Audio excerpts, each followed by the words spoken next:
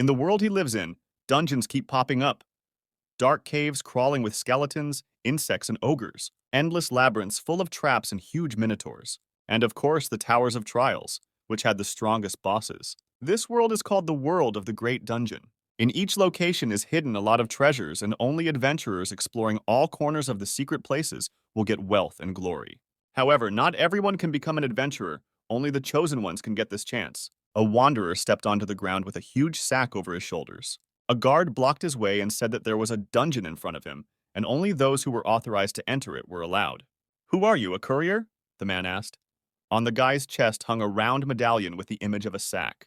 "I'm Dungeon the Courier," he said with a smile. He had a porcelain rank, and his name was Nagi. The hunter scratched the back of his head looking at him, and in bewilderment he remarked that these were very strange times. With the sapert coming later than the adventurers, the youth had become quite lazy. The group of hunters sighed heavily. Nagi apologized and said it was his first time here, and he had lost his way a bit. The man asked why he was alone and where the other porters were, since they had paid 50 gold to the Courier Association. Nagi remarked that he was the one they had hired for 50 gold a day. The guard was very angry that only one courier would work for 50 gold. After all, the dungeon they were traveling to needed at least 4 or 5 helpers. Nagi tried to explain himself, but the hunter continued to be angry. How could he alone handle the loot they would take? After all, he wouldn't even be enough for the load they were carrying. The warrior became even more angry, and he ordered the courier to return to the association for the rest of the helpers. Otherwise, they would cause the association a lot of trouble. There was indeed too much cargo for the 4 adventurers to carry. There was no way Nagi could handle it alone. The guy realized that such a reaction from adventurers was a common thing. It's not every day you meet a courier who charges 5 times the usual amount. But in a case like this, it was useless to explain anything. It was much easier to show what he could do. Nagi opened the huge sack he was carrying over his shoulders. He easily packed it with all the backpacks the adventurers had. The adventurers watched him with their mouths hanging open. "What did you just do?" one of them asked. After packing everything into a sack, the courier easily slung it on his shoulders. The hunters had so many questions. What was it? Where did he get it from? Wasn't it heavy? They wanted something like this for themselves. "It's a magic pouch," he replied. The courier apologized with a smile and said that no one else would be able to use this unique bag. "I hope you don't doubt me now," he asked. One of the adventurers asked not to make a fuss. "It's an ordinary bottomless bag," said Mr. Jeffnam. He accepted the messenger. Mr. Jeffnam had a gold rank, was a swordsman, and was the leader of the Dawn Wolves unit. But he warned the courier that he had to justify his price and work for the 5 of them. If he failed to do so, he would be held accountable. Nagi realized that this blond man was the leader of the adventurers and looked rather stern. Jeffin gave the command to his men to prepare their gear and set off soon. "It's even for the best because I'm a professional," Nagi thought, smiling. Until the end of the mopping up of this dungeon, he was ready to fulfill their needs completely. They set off on their way, and soon they were near the entrance of the cave. Nagi gets a lot more money than the other couriers. But it's not just because of his abilities. It's all about the adventurer's satisfaction score. Upon entering the cave, they lit a torch. The adventurers went ahead, the courier followed them. Adventurers who clean up dungeons face many dangers. After all, there are traps that can appear at any moment. And of course, surprise attacks. At this moment, they were being attacked by goblin trolls and spiders. The adventurers were ready to take the fight. "They're coming!" Jeffin shouted, pointing his sword in the direction of the wickedness. They began the battle. One of the hunters impaled the troll with his spear. The other shot an arrow through the goblin's head. Jeffin fought with his bare hands. Clearing a dungeon requires being prepared for many surprises, and that means a lot of stress. The fight was difficult as they let their guard down. Jeffin reprimanded his subordinates for being inattentive, which they were not happy about. On this ground they had a disagreement, and the warriors started an argument. It was for this reason Nagi decided to take over the niche. He knew how he could reconcile them and stop the bickering. "Gentlemen adventurers," the courier addressed them loudly with a wide smile on his face. He began to untie his sack. Nagi assumed they were hungry from the constant fighting. "I think it's time for a snack," he said. A divine odor began to spread through the cave. The adventurers were very surprised when Nagi pulled a plate from his sack, on which appetizingly lay huge chunks of roasted meat on the bone, surrounded by fresh vegetables. They didn't understand where so much food had come from. Meanwhile, Nagi had prepared a huge table with all sorts of treats. This was the special skill of a dungeon restaurant courier. The adventurists pounced on the huge pieces of meat. The food was plentiful and hot as if it had just been cooked. After a week on breadcrumbs and jerky, this food seemed divine to them. They wondered how the messenger bag kept the food fresh, or maybe it had a cooking function. Smiling, the guy pointed out that something else was important. That wasn't the most amazing thing this bag could do. He opened it up again. Didn't take long to search inside. The courier pulled out a water hose, another special skill of the courier land of eternal bliss. Nagi quickly filled the bathroom for one of the adventurers. The man was perplexed and delighted at the same time. It seemed to him that he was in a hot spring resort, in the middle of a snowy landscape. The view was actually a little different. The bathroom stood in the middle of a dark cave, but the man was impressed. Jeffin was not happy about this development. He didn't understand how one could fool around in a dungeon. He asked for it to stop. Although on the bright side, the baths had already been drawn, Jeffin still gave in to temptation and jumped into the warm water. Yeah, at this rate, they won't even have anything to complain about. Jeffin admitted that they wanted to ditch the association. After all, few people were capable of rendering decent services for 50 gold pieces, and this way they could get their money back. But now it seemed to them that 50 gold pieces was even cheaper for the service they had received. Nagi was amused by this. Warming his hands by the fire, he replied that if he was going to clean up the dungeons, he'd better do it in comfort. Outsiders think that the difficulty of a dungeon depends on strong monsters. But in fact, more often than not, the reason for failure is tension and unexpected factors throughout the process. For example, if you don't eat right, it can lead to indigestion. Or, for example, because of lack of sleep, you may not notice an attack and not be able to dodge it. These stories happen quite often. The couriers in the dungeon are essentially dependent on the adventurers. To get their money, the adventurers must successfully clear the dungeon. Thus, Nagi does his best to help them in this regard. Though he doesn't consider it such an outstanding ability. One of the adventurers laughed a lot. He felt that to call it insignificant was an excessive modesty. Such service was hard to get even from the outside. After such care, you feel a huge surge of energy. You start to feel that you can handle any enemy. The courier was pleased to hear that. The adventurer assured him that he needn't worry about mopping up the dungeon. As promised, the sweep went smoothly. They fought many more of the evil ones. Initially, their team was quite experienced, so they were able to deal with the monsters quickly. The problem arose with the boss. They always behave unpredictably. Jeffin had already prepared his sword. He realized that this boss was very complicated. The leader ordered his team to not give him a second's respite and attack all the time. But the monster wouldn't give up. With his huge clawed paws, he flung the archer away. He, in turn, quickly got up, loaded his crossbow, and shot the monster in the paw. It was a special shot of 7 arrows. Threads of webbing formed between them, which at the same moment chained the paw firmly to the cave wall. Webbing was a special skill of the archer. The monster continued to attack. The man with the shield blocked the blow of the monster that tried to attack them with its tail. The defender struggled to contain his attacks. Jeffin raised his sword at his opponent's tail. Applying a special warrior skill called a powerful strike, the sword severed the monster's tail in a second.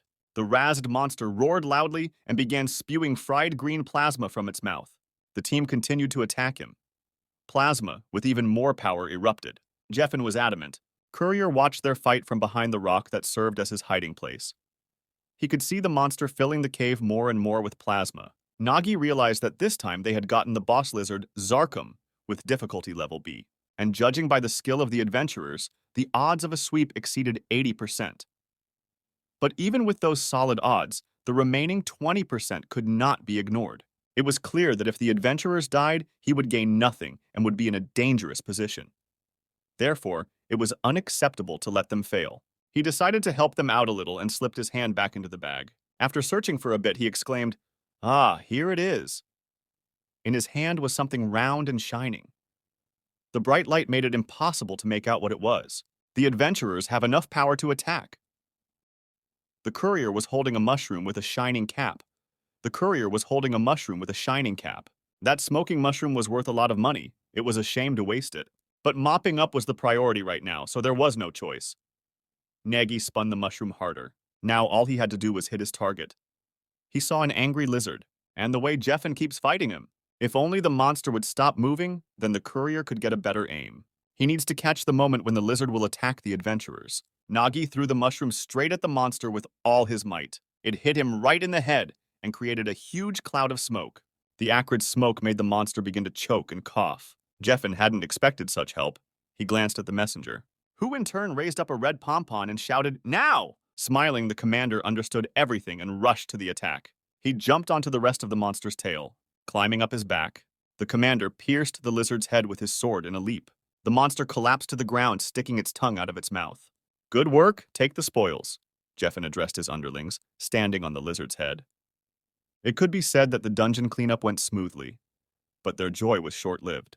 The atmosphere became tense. The reason was that the reward was pathetic. The boss was supposed to drop at least 20 Class B magic stones, but there were only 5. The rest was useless junk. And the dungeon was filled with ordinary goblins. To put it in ordinary terms and compare the cost of the sweep to the reward received, it was a complete failure. Besides, the adventurers needed to divide the reward among the 4 of them. For this reason, the joy of the sweep disappeared and the atmosphere in the team heated up. The adventurers started arguing amongst themselves over who would get the bigger piece. When it comes to sharing, the camaraderie disappears immediately. They continued to argue with even more bitterness. Nagi basically didn't care about the problems of adventurers. It didn't concern him. The courier would still get a flat fee no matter how much they made. So before things got too bad, it was time to call it a day. Anyway, they've done a good job. It's time to celebrate. Surely the crew was thirsty for a drink. Nagi was just in time. "Here's a drink for you," he offered, holding up a bottle of liquor. This idea seemed like a very good idea to them, considering how hard a fight they had. Jeffen was pleased that even in this situation he cared about them. He was also particularly excited about the smoke bomb Nagi had thrown at the boss. He felt that meeting with this courier was their greatest good fortune in this dungeon. The boy felt uncomfortable. He felt like he was being overpraised. He decided to clarify that he had only helped a little with his modest skills. But the team was extremely disagreeable to him, because the more they spent time with him, the more he surprised them. They were shocked at how many amazing things coming from his sack the courier had already managed to present to them. It suggested that perhaps there was more treasure in this sack than in the dungeon itself. Maybe in the time the guy's been working as a courier, he's amassed a decent fortune? After all, he is a porter who gets 50 gold pieces. As the commander had already managed to point out, really the biggest luck in this dungeon is meeting him. The warriors no longer looked so benevolent. Now they looked to match the wickedness that inhabited this dungeon. The atmosphere was getting stranger and stranger. The courier was in a very tense state of mind. As he continued to hold the drink bottles in his hands, he felt one of them shattered by a quick shot. Puzzled, he looked around and realized it was an arrow fired by an archer. The only question in his mind was, what the hell? The arrows kept coming one after another. He had to work very hard to dodge their flow. They just kept flying through the air. Utterly exhausted and unable to stand, the porter fell to the ground. "What do you allow yourselves?" he shouted with impotence. "Ah, sorry," the archer retorted. He stopped firing for a short time. He admitted he just wanted to shoot the guy in the head so he wouldn't suffer. Adventurer is a profession where you have to risk your life, and that's true. But is it fair to pay garbage for that risk? They had no personal grudge against him, just that the Seekers needed to repay a debt, which would cause them a lot of trouble if they didn't. Besides, the adventurers didn't think the porter needed that much stuff anyway.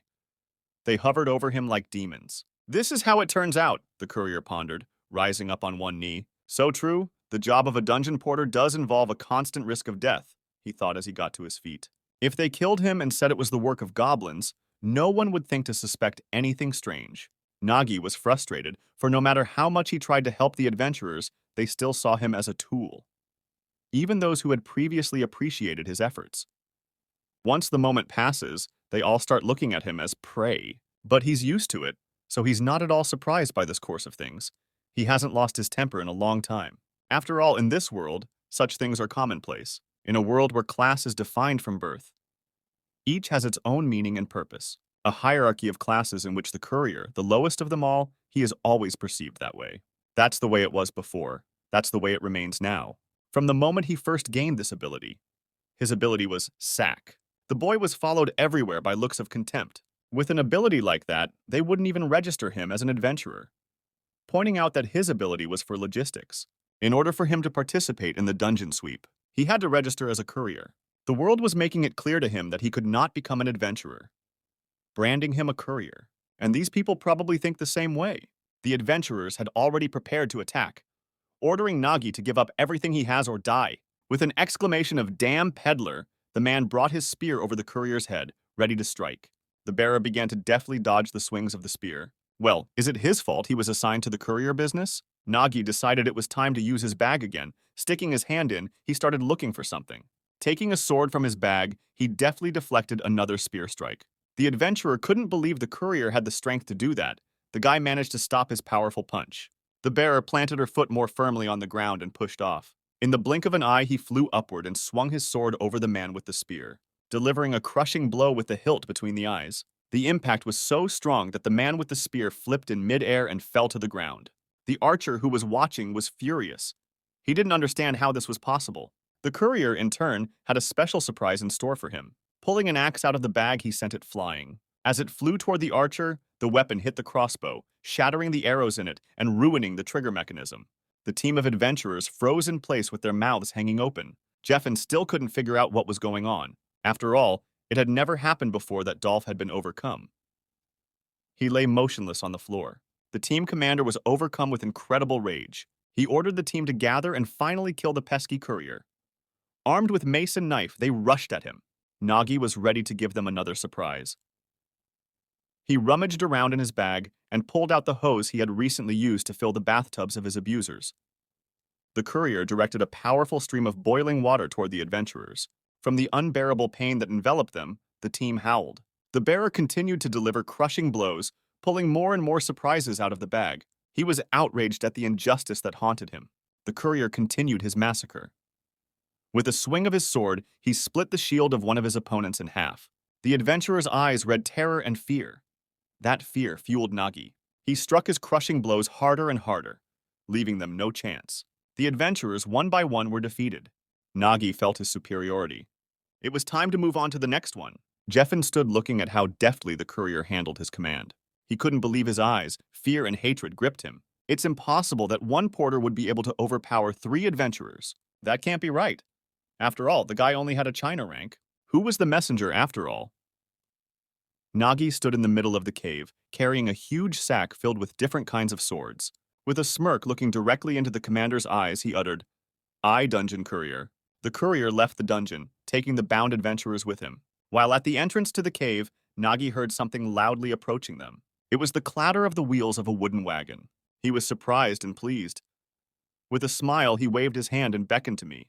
The wagon stopped and someone got out. A pretty girl came down to the ground. She was dressed in a blue uniform with a notebook hanging on her shoulder and a white beret on her head.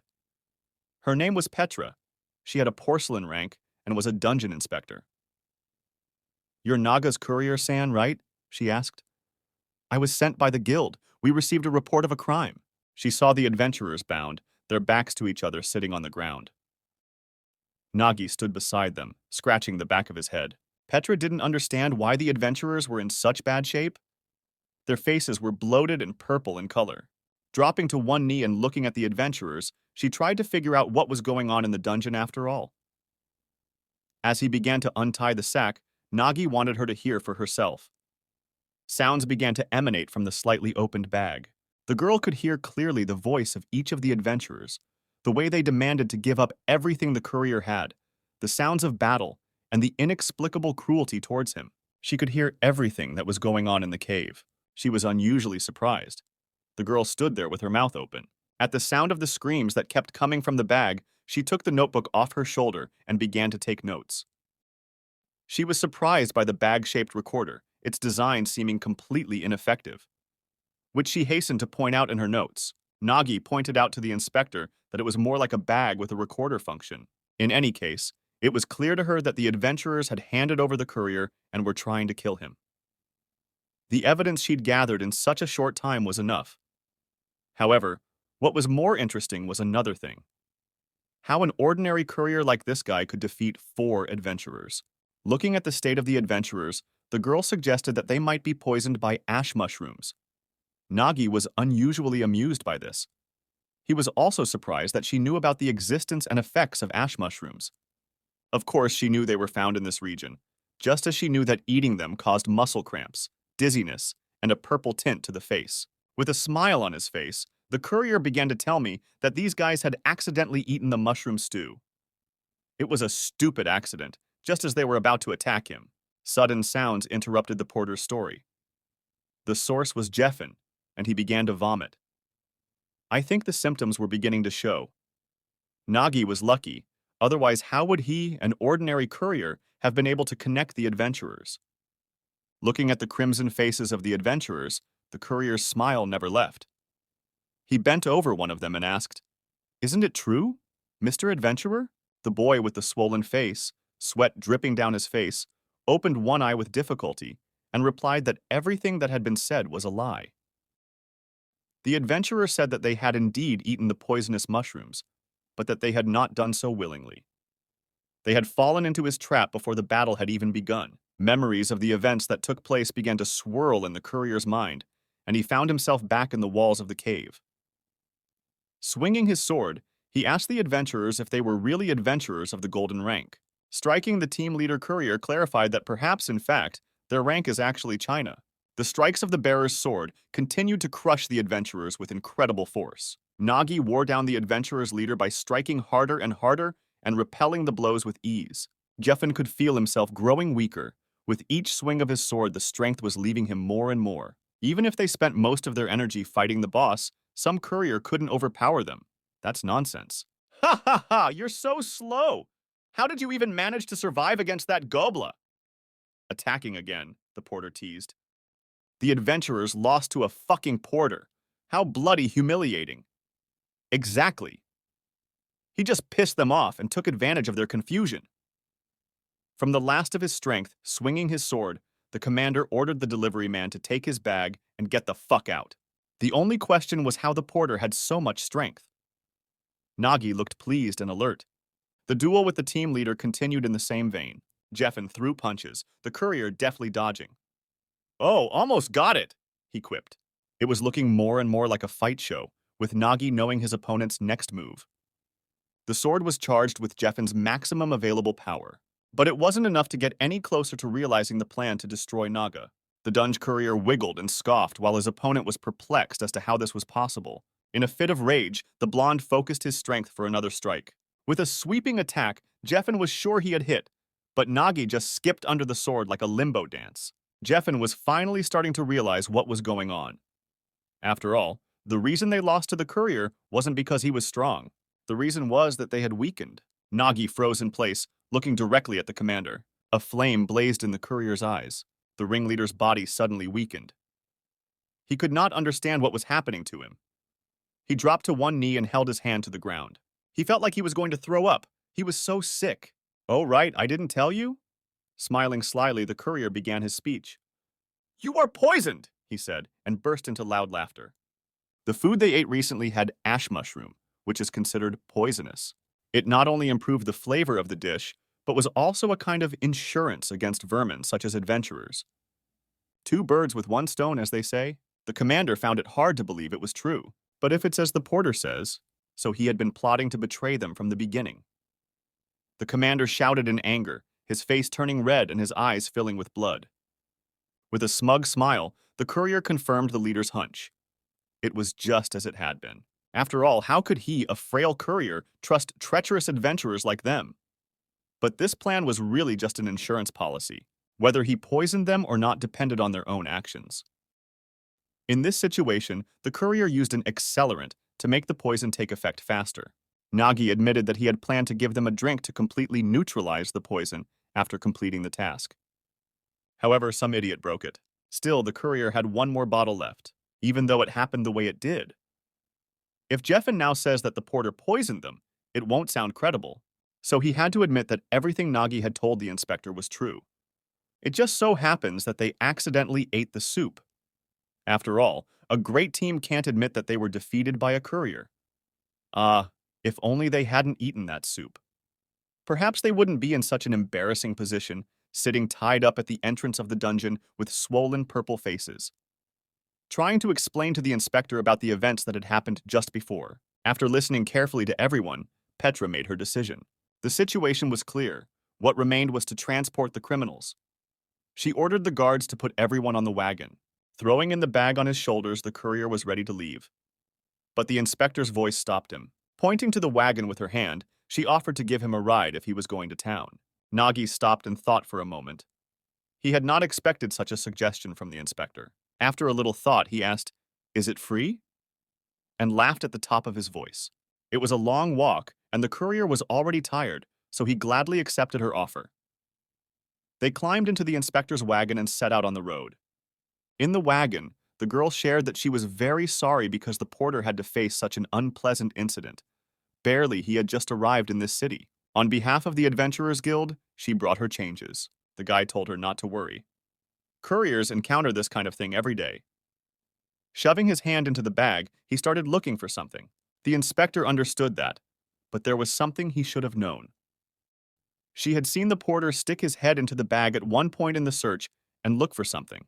Turning toward the adventurers who were sitting in the wagon behind the bars, she explained to the porter that even though this case was not the courier's fault, the guild would not look into such things. The adventurers he captured belonged to the Dawn Guild. This guild is known for its arrogant behavior in the region. If their members are offended, they are sure to retaliate. Shifting her gaze to Nagi, she warned him that he needed to be careful for a while.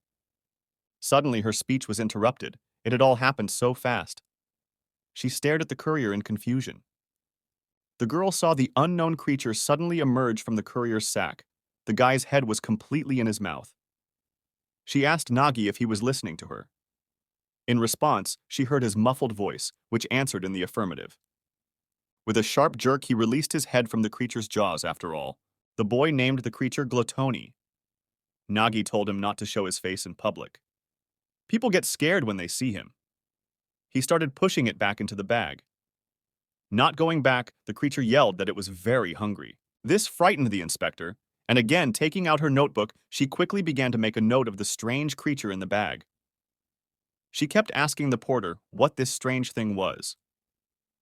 Smiling awkwardly and scratching the back of his head, the guy explained that there was nothing special about the creature, asking the inspector not to worry. The creature was black in color, had a glowing yellow belly, and pointed ears. At some point, it began to live in his bag, and now it was doing a lot of good for the courier. He helped sort things. Before he showed up in it, it was impossible to find anything there. But in exchange for his work, he eats a bunch of magic stones. Well, after everything that happened in that dungeon, he probably had a lot on his plate. Gluttony kept yelling that he wanted rocks, that he wanted food. The guy broke out into a wide smile, shyly covering his mouth with his hand. Besides, the loot from the dungeon was originally supposed to be divided among the four of them. But because of the incident, the entire award went to him alone. After a little thought, the courier decided to give the creature twice as many magic stones today. That made the little one very happy. He crunched the huge golden stone with pleasure. The girl had never seen creatures feeding on magical stones before. To be honest, other than Gluttony, Nagi hadn't seen anyone else either. But since he wasn't hurting, it could be said to be a mutually beneficial relationship. The guy was becoming more and more smitten with Petra, although it might be more accurate to say that it was the bag that squeezed him. She'd never heard of anything like it. Suddenly, the carriage jerked sharply, and the horses gave a loud roar and started stomping their hooves. Nagi, the inspector, and the guard almost fell off the wagon. What had the horses so excited? They didn't know, but something had clearly spooked them. The courier was thinking about something. A strange feeling swept over him. The wagon stopped on a stretch of road in the middle of the forest. Without a doubt, it was a dungeon breakthrough. But why had it happened here? Nagi turned to the inspector. He held a finger up, pointing in the direction. Behind the mountain, a dungeon breakthrough could be felt. He pointed to a high mountain with a bright light coming from behind it. What? A breakthrough to the dungeons? The inspector was agitated. It was bad enough, but how did the courier know about it? Perhaps he had some sort of magical device to detect such things? They stood staring off into the distance at the bright light. Naga had what they call flair. The girl had little faith in the mysterious abilities of the porter. Clutching the side of the wagon tightly with his hand, he realized they were out of time. He clenched his teeth in anger. The courier knew he had to hurry to avoid casualties, the guy told the inspector. Petra thought it was absurd to rely on a gut feeling. Even she, the inspector, felt nothing. It's true. There really is a breakthrough to the dungeons, the creature from the bag echoed back. He liked magical stones. He could feel them over the mountain too. It was just an unreal delicious smell. With burning eyes, the little boy looked toward the mountains. He's sure. Petra looked at him in disbelief, but there was still some interest in her eyes. After giving it some thought, the inspector decided to go and have a look. to confirm or deny the courier's theories. The wagon set off. The bearer and the inspector stood at the foot of the mountain. They watched the whirlwind of flame come from the rift. Dungeons that have existed for too long eventually enter a state of breakthrough, and monsters from within burst out, wreaking havoc and death. That's why in this world, they are obliged to mop up the dungeons. They looked at the rift in which a whirlwind of flames raged. This was a real breakthrough into the dungeons. It looked like it was ripe and about to burst. The boys stood there with their mouths hanging open, unable to take their eyes off it. The girl wondered how Nagi was able to sense it at such a distance. He simply couldn't forget the feeling. The courier began to have flashbacks, memories of everything going up in flames, horrible monsters that burned everything around them. All the subterranean evil had gotten out and was turning the world into chaos. And he's in the middle of it all. During the breakthrough, a veritable hell on earth ensues. Looking at him, the inspector thought that perhaps this man had experienced a breakthrough. But even if he had survived it, could he really feel it? She was overcome with doubt. Nagi realized that something still didn't add up. If the dungeon is located so close to the village, the adventurers couldn't help but sweep it. The girl started flipping through her notebook. Right. The records indicated that this dungeon had already been taken over. Could you be more specific about who exactly was clearing it? Nagi asked. This dungeon of rank D was commissioned by one adventurer of mithril rank and 2 adventurers of copper rank. The mithril adventurer's name was Dura Khan. The copper-ranked adventurers were Bondeshtar and Naranero. The picture wasn't coming together in the courier's mind, a mithril adventurer on a normal D-class dungeon. He fixed his gaze on the split. There was clearly something wrong here. Nagi decided to go down to the village to check something out. He motioned for the inspector to come with him. You suspect the very thing, right? She asked. The girl gave the guards orders to go in her place, to take the criminals to jail. As a dungeon inspector, it was her duty to escort the courier. Together they traveled to the village, leaving the site of the split. The ancient one was surrounded by mountains. Among the many green trees, houses made of stone and wood could be seen. Once inside the village, Petra and Nagi saw a crowd of locals discussing something, some of them upset, some of them talking angrily. It looked like something really happened. People were screaming about how it had been a long time since the adventurers were supposed to have cleaned it up, and it was still there. What would they do if there was a break in the dungeon? Their questions were answered by 2 black-clothed men. A man named Bandeshtar, he had a copper rank and was a necromancer. And a woman, her name is Naranero, she also has a copper rank and is a melee player. Any questions for the raid leader? Replied the woman to the crowd's questions. We don't know anything, the man said, crossing his arms over his chest. How could they help them if the raid leader was missing?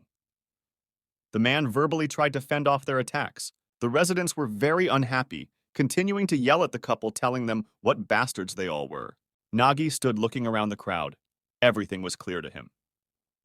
Judging by the situation, his assumptions were correct. Cancel the raid. This happens mostly when the raid leader's level is higher than the dungeon level. They register a request for a low-level dungeon, but if they find a more favorable dungeon, they just ignore the lower one. Petra was puzzled. After all, the guild fines for such negligence, doesn't it? That's still too lenient a punishment, isn't it? It is. These residents stand to lose everything. The adventurer will get off with a simple fine.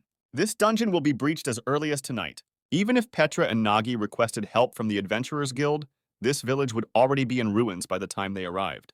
Even in such a situation, these adventurists only wave away and talk nonsense. Ben Deshtar continued his discussion with the crowd. We're the victims too. The raid leader is missing and we're left with nothing. The breakout is no longer our concern. Do what you want, he voiced. Shouting at his opponent, he suggested that if he had a grievance, he should file a formal complaint with the guild. They weren't responsible for that, and they didn't have to listen to nasty things from people. Adventurers are not heroes or defenders. Nagi was well aware of that as he watched the squabble. These upstarts who only care about their own gain. Even so, it is the power of adventurers that is needed in this situation. Only they can prevent the dungeon from breaking through. At times like this, Nagi regretted that his class was courier. Now they have to evacuate the residents. Saving their lives was the priority. Petra understood that perfectly well. The carrier wasn't so sure. He doubted the men could be saved. He clutched his messenger medallion tightly in his hand. The inspector had not expected such indecision from the boy. What did he mean by that? Nagi smiled broadly as he thought of a plan. He knew that winter was coming soon. If people lose their homes, will they be able to survive such a long winter? He clutched his medallion more and more tightly in his hand. No, that's impossible. He ripped the hated piece of jewelry from his neck and tossed it as far away as he could. What this village needs now is not a courier. A golden circle glittered in Nagi's hands. So, the carrier burst out laughing. What a stroke of luck. Went into the village for a while, and there's a dungeon break. He tried to speak louder so the adventurers could hear him better. He managed to get their attention. Nagi embarrassed the inspector with his question. After all, if the dungeon rupture was eliminated, the reward from it could be taken away without any commissions. Right? Which the girl hesitantly confirmed. It's just a gift of fate for the courier. Bandeshtar and Naranero stared directly at him. He was of genuine interest to them. Who is he? Is this guy really going to sweep the dungeon? When they noticed the color of his badge, their eyes rounded. Was there really a gold-ranked adventurer standing before them? Around Naga's neck glittered a golden, round medallion with the image of a sword inside. The guy invited them to join him and promised to split the reward 9-1. With a sly smile, he waited for them to answer in the affirmative. The idea was quite real. Therefore, Nagi temporarily became an adventurer. Smiling nervously, the courier asked a question addressing Petra. By the way, Inspector, what is the fine for illegally assuming the title of adventurer? As far as I know, it starts at 1,000 gold pieces, the girl replied. Nagi tensed up. Damn. This portal leading to an uncharted dimension is a dungeon recommended only for adventurers with a rank of at least gold. Normal dungeons, no matter how high in complexity they may be, will eventually, it comes down to destroying monsters. But in the abyss, the enemy is space itself. Even an experienced adventurer cannot foresee the conditions for completing this dungeon before entering it, which increases the risk of disappearance or death many times over. That's why this dungeon is avoided. Moreover, Petra, Nagi, and the adventurers had to pass this dungeon in a certain amount of time. The newfound team stood at the rift, looking at the whirlwind of flames. Judging by the magic limit, this dungeon would begin to collapse in an hour. In other words, if they wanted to prevent the destruction, they should go through it in an hour. But in 1 hour, it will be very difficult to handle any challenge, especially if you're in the abyss. Nagi's only hope was that they would come across an easy dungeon. They didn't have a second to lose. Without wasting any more time talking, the team headed into the split. Something's happened. The energies are colliding. There was an explosion. A bright flash of light illuminated the whole place. They tried to see something through the bright light. Suddenly, everything stopped. They saw high mountains and rocks floating in the air. It was night outside, and here it was day. It was amazing. The adventurers did not hide their delight. The guy and the girl happily began to explain themselves. This is how the historic first dungeon sweep of the Dungeon of Rising Star Bana Deshtar began, the guy was saying with a smile on his face. Gotta show those guild assholes what's what, the girl answered him. The guy assumed that when the guild saw what they were capable of, their jaws would drop. Having unwittingly become listeners of the adventurers' conversation, Nagi and Petra began to better understand the expression, "in ignorance is bliss," because as soon as Petra saw all this, she thought they were finished. Nagi couldn't disagree with her. The guy decided to stay out of the way of the dreamers and ignore their silly chatter. The flying stones led upwards, straight to a castle located on a stone island high above them. The whole structure is like saying, "Welcome to hell." Looking up, Petra and Nagi thought through their actions. They needed to get to the end in an hour. That's why the courier had lied about being one of the adventurers. On the other hand, his intentions were not evil, so the inspector was not going to dwell on it. But she was very angry with him. They had no other choice. After all, if the guy had asked the adventurers, posing as a courier, they would have been unlikely to help them. But it's hard to say no to a gold rank. It's the kind of thing you can fight with as a team. It might be far-fetched, but if the dungeon wasn't cleared, there would be a breakthrough. Petra knew that. That's why she came here. A dungeon breach must be prevented. If not, the villagers would be in danger. The blonde started licking her fingers. Then the girl with the cat ears moved on to licking her shoulder. She couldn't understand what was bothering them so much. It was the reason Naranero couldn't stand slow people. The blonde assumed the pose of a cat before jumping. She knelt down and put out her claws. She could have made it through the lightness on her own. She pushed herself off the ground and jumped from rock to rock, aiming upward. Her partner didn't like it. Her actions seemed dangerous to him. The girl felt a powerful energy begin to constrict her wrist. In a split second, that force began to pull her down. Naranero didn't realize what was going on. Flying down past a pile of rocks, she fell right in front of Bandeshtar. The boy resented it. Just like in the training camp, the girl acted first and thought later. He started to tell her off. Realizing her foolish act, she asked him to stop swearing. How do you not scold her? There could be debuffs or curses in the portals to the abyss. They'd been through this so many times at camp. She was becoming increasingly uncomfortable. Naranero knew that. She had just forgotten a little. The adventurers are right. The inspector raised her index finger upward, forming a small blue cloud. In the portal to the abyss, the first thing to check for is the presence of the curse.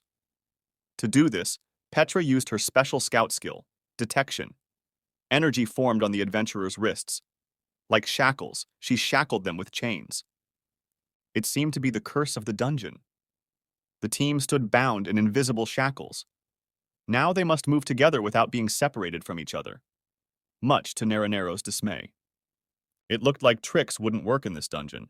Luckily, the newfound team had plenty of climbing gear, which was found in Nagi's sack. The blonde cat-eared girl was surprised by his huge sack, holding a climbing hook, the rope of which went deep into the bag. Nagi prepared to try to move forward, one step at a time. One step at a time. This is the key to such spatial dungeons. There's no need to rush to avoid wasting your strength. But you shouldn't slow down too much either, keeping an optimal pace. Then it would be possible to reach the goal. Nagi moved at the head of the team, ordering the others to follow his pace. We shouldn't forget that they were chained together, so the distance couldn't be too great. It was necessary to keep an optimal distance and move forward. The blonde with the cat ears didn't like this arrangement. She thought their leader was walking too slowly. She wanted to lead the group and run ahead. Nagi forbade her to do so. It's better to go slowly but with a well-thought-out route than to go fast and lose time on the way back. I mean, even if you follow the exact route. The problem was that there are always a lot of variables to be found in the abyss, like a huge, winged stone pig hovering in the air. Opening her mouth, she sucked in the rocks that flew past her. Once in its mouth, they began to break into small pieces. The pig ate them with a crunch. This situation seems to be a dead end. Nagi watched the huge unknown monster. Petra decided to look up the answer in his notebook. This monster is called a stone-eating pig. Although it is a strong monster, it is not aggressive unless provoked. The guidebook said that they dwell in places with a lot of rocks. But the fact that they were even found here was surprising. According to the source, it also emits waste quickly. A stone ball flew out from under the pig's tail with an appropriate sound. It eats and excretes waste, thus changing the structure of the dungeon. This dungeon ecosystem is incredible. Nagi was amused by the inspector's satisfied look. It was just her first time seeing it in person. But anyway, they have a problem. The platform they wanted to climb on was completely destroyed. They had only one way left. Throw the hook that was in Naga's hands on the stone pig and attach the rope. But if they miss, they'll provoke her. The stone pig could become aggressive. The team didn't have the time or energy to fight. In that case, Bandeshtar is up for the challenge. It looked like his finest hour had arrived. Needing his right hand, he asked the leader to watch carefully. The adventurer thrust it forward. The hand began to heat up. When the heat reached its maximum, an explosion followed. Two of the guy's fingers separated from his hand and flew forward. Falling down, the fingers began to transform into something. It was a necromancer's special skill, finger summoning. It caused pieces of the necromancer's flesh to transform into two sturdy warriors. They were segmented golems, pebble, and cobble. Surprising. The summoning ability was very rare. The team looked at their newfound help in delight. All except the girl with the cat ears. If the summoned creature caught the hook, they could attach the rope without provoking the stone pig. Looking at the golems, Nagi noticed something odd about their behavior. Moving soldiers trembled. The neck of one of them snapped to the side with a loud crunch. They were moving strangely. They were twisting their limbs, bending in different directions. Naranero told the team that in the camp, Bandeshtar was nicknamed Explosive Ban. No one trusted his summoned creatures, because his control over them was mediocre to say the least, and at the end, all of his minions exploded. While in hypnosis, the guy continued to control the golems. He asked them to be quiet. After all, Controlling the summoned creatures is like looking in a mirror and moving the left hand separately from the right. If he maintained control for no more than 5 minutes, he'd be fine. He hoped so. Nagi and Petra continued to watch the soldiers dance on the back of the stone pig. Though it looked uncertain, but time was short. So Nagi prepared a hook. They need to get through quickly before the whole thing explodes! He swung and sent the gun flying. Hook rushed forward, holding the hand of his comrade, who in turn held onto the stone pig. One of the soldiers reached out to catch him. Past his hand, the hook went straight into the golem's head. It smeared it and lodged itself firmly inside. At the same moment, the necromancer grabbed his head with a scream. During the summoning, part of the consciousness is connected to the creatures. You have to be careful. Nagi apologized and asked to be patient for a moment. The courier began to climb up the rope. Although it's a very difficult dungeon, they were still a bit lucky. The abilities of the adventurers accompanying them proved useful in this dungeon. The boys were already at their destination. Especially those minions, it will be pretty easy to get through the dungeon with them. At the finish line, the leader sensed something had gone wrong. It had only been 3 minutes, but the hook was slowly starting to leave the soldier's head. The crew members felt themselves getting seasick. They asked Nagi to hurry up. Bandeshtar realized what was about to happen. He apologized to the team. The golem should be exploding any minute now. The crack that appeared on the golem's head as a result of the hook hitting it was out of control. The soldiers began to swell. Through the stitches in their bodies, a pink light began to appear. The golems were getting bigger and bigger. At one point, they looked like a balloon. Eventually, a bright light burst out. There was a large explosion, a cloud of smoke and chunks of rock flying around.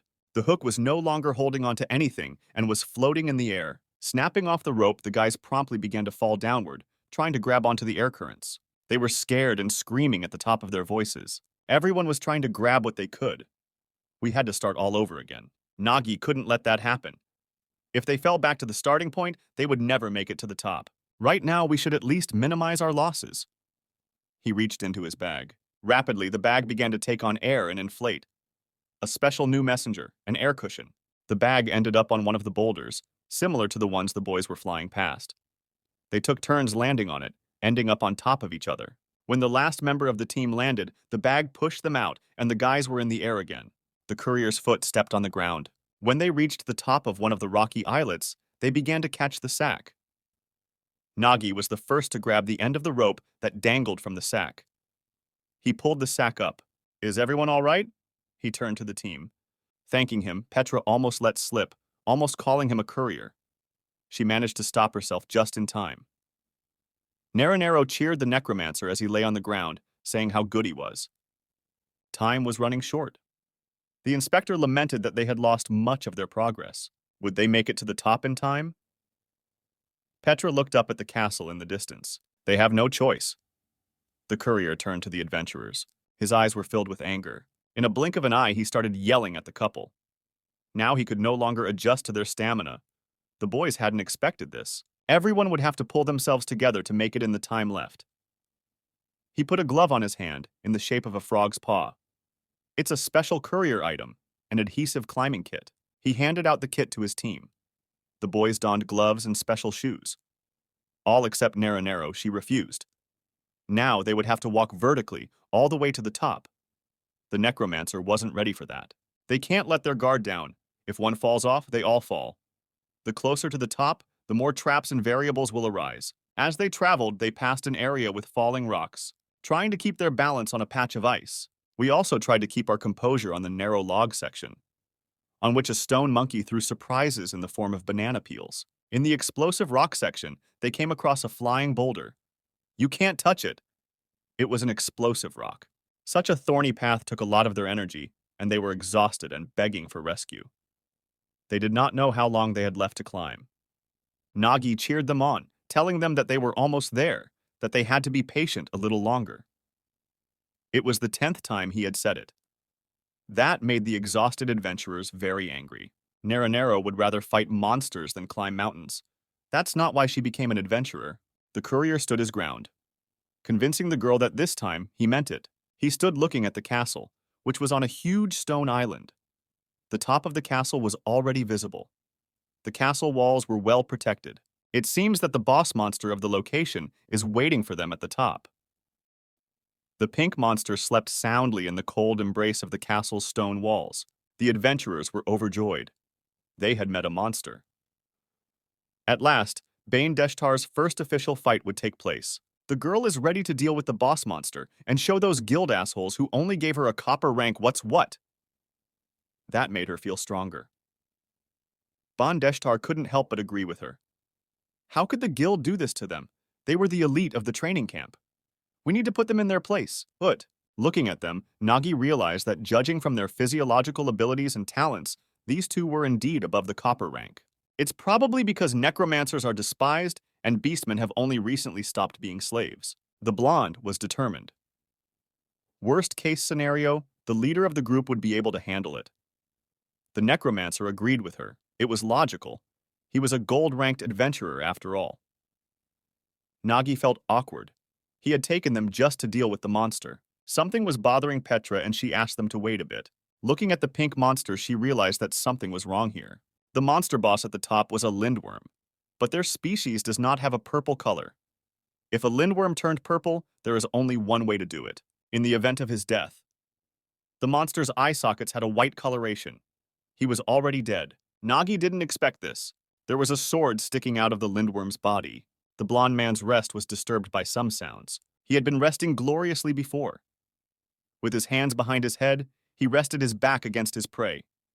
A sword protruded from the dragon's body. Hearing voices coming from downstairs, he decided to check it out. It can't be. Glancing at the castle, Nagi saw the dark figure of a man near the cliff. Could he be dangerous? The leader didn't know that. One had to be prepared for anything. Standing at the cliff, the man on top of the castle didn't think for long and decided to act. He pushed off harder and took off, heading in the direction of the adventurers. Confused, not knowing what to expect, they stood on a piece of land floating in the air and awaited their fate. A strong stream of air enveloped Nagi. Lightning fast, the huge man was on the team's island. From such a powerful landing, rocks flew from under his feet, flying apart. A round medallion adorned his chest. The man looked directly into the leader's eyes. The commander only cared about one thing at that moment.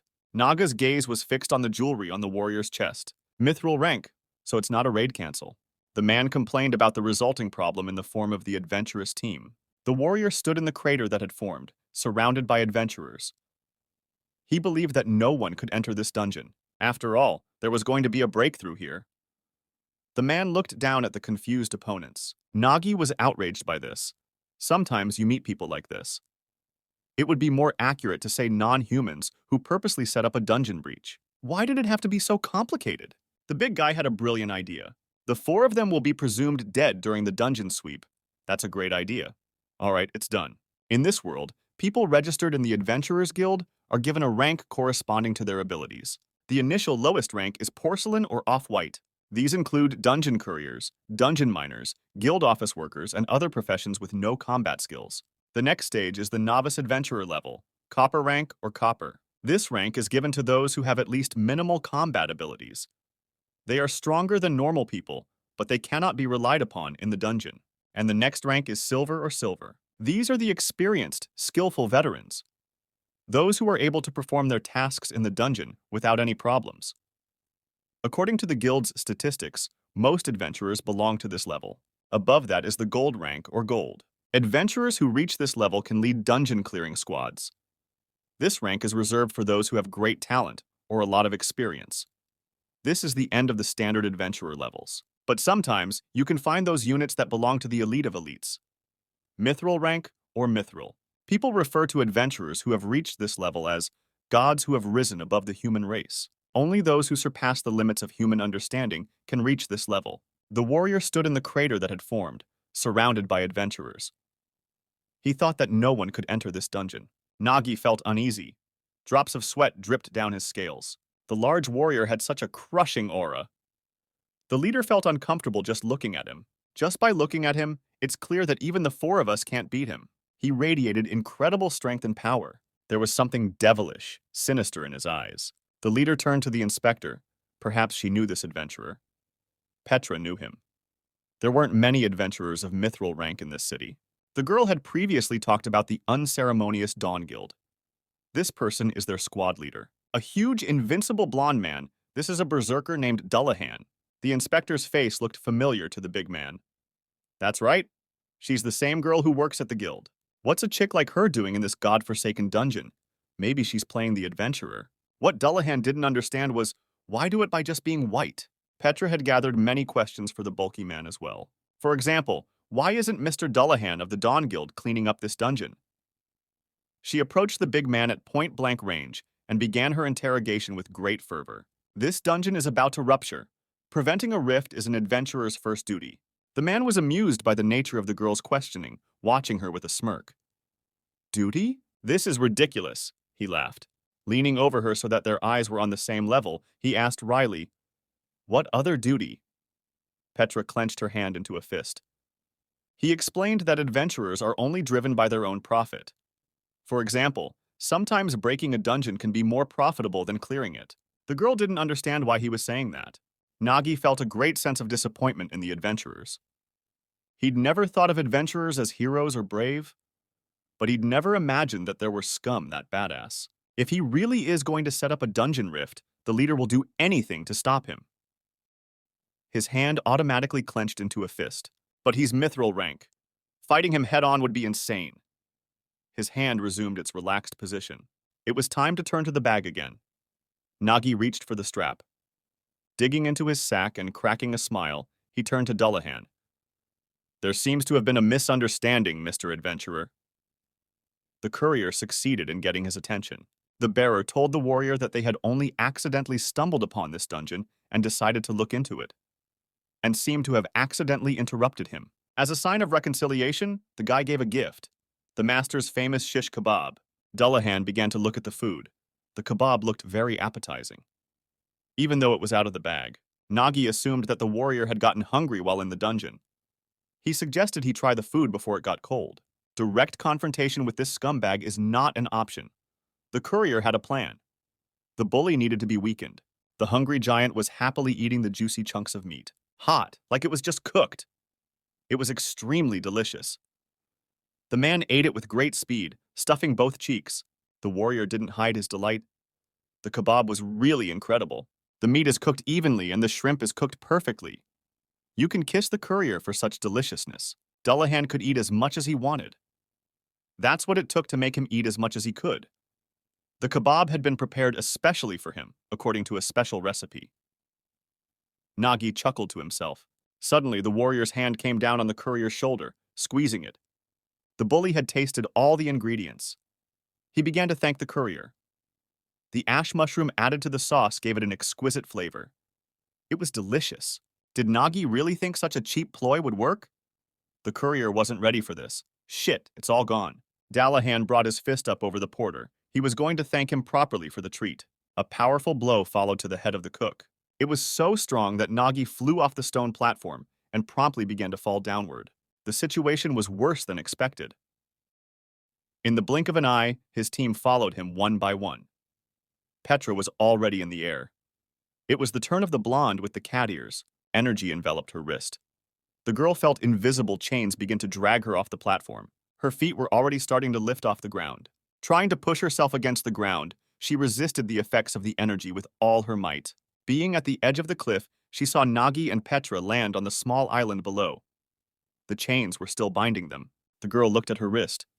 What to do now? Naranero heard the warrior behind her approaching her. She broke into a cold sweat. Dullahan was amazed at the team's unpreparedness. These underachievers couldn't even break the curse of the chains. How unlucky for them. She had a hunch it wasn't good. Preparing to attack, the warrior began to gain acceleration. Naranero took a defensive stance. This dungeon could be their grave. The forces were not equal, she realized that. It didn't make sense to just stand there. We must act. Bondeshtar is ready to engage. In a second, a powerful explosion engulfed the platform. Everything was flooded with bright light, and a column of smoke rose upwards. The clouds of smoke were so thick that it was impossible to see anything through them. Dullahan stood motionless, staring into the thick clouds, giving them time to dissipate. A pathetic, summoned spirit appeared in front of him, with the necromancer and the blonde behind him. Does this undertrained necromancer think he can handle a mithril-ranked adventurer? Bondeshtar remembered something. After all, this warrior was the group leader who had agreed to participate in the dungeon, and then just didn't show up.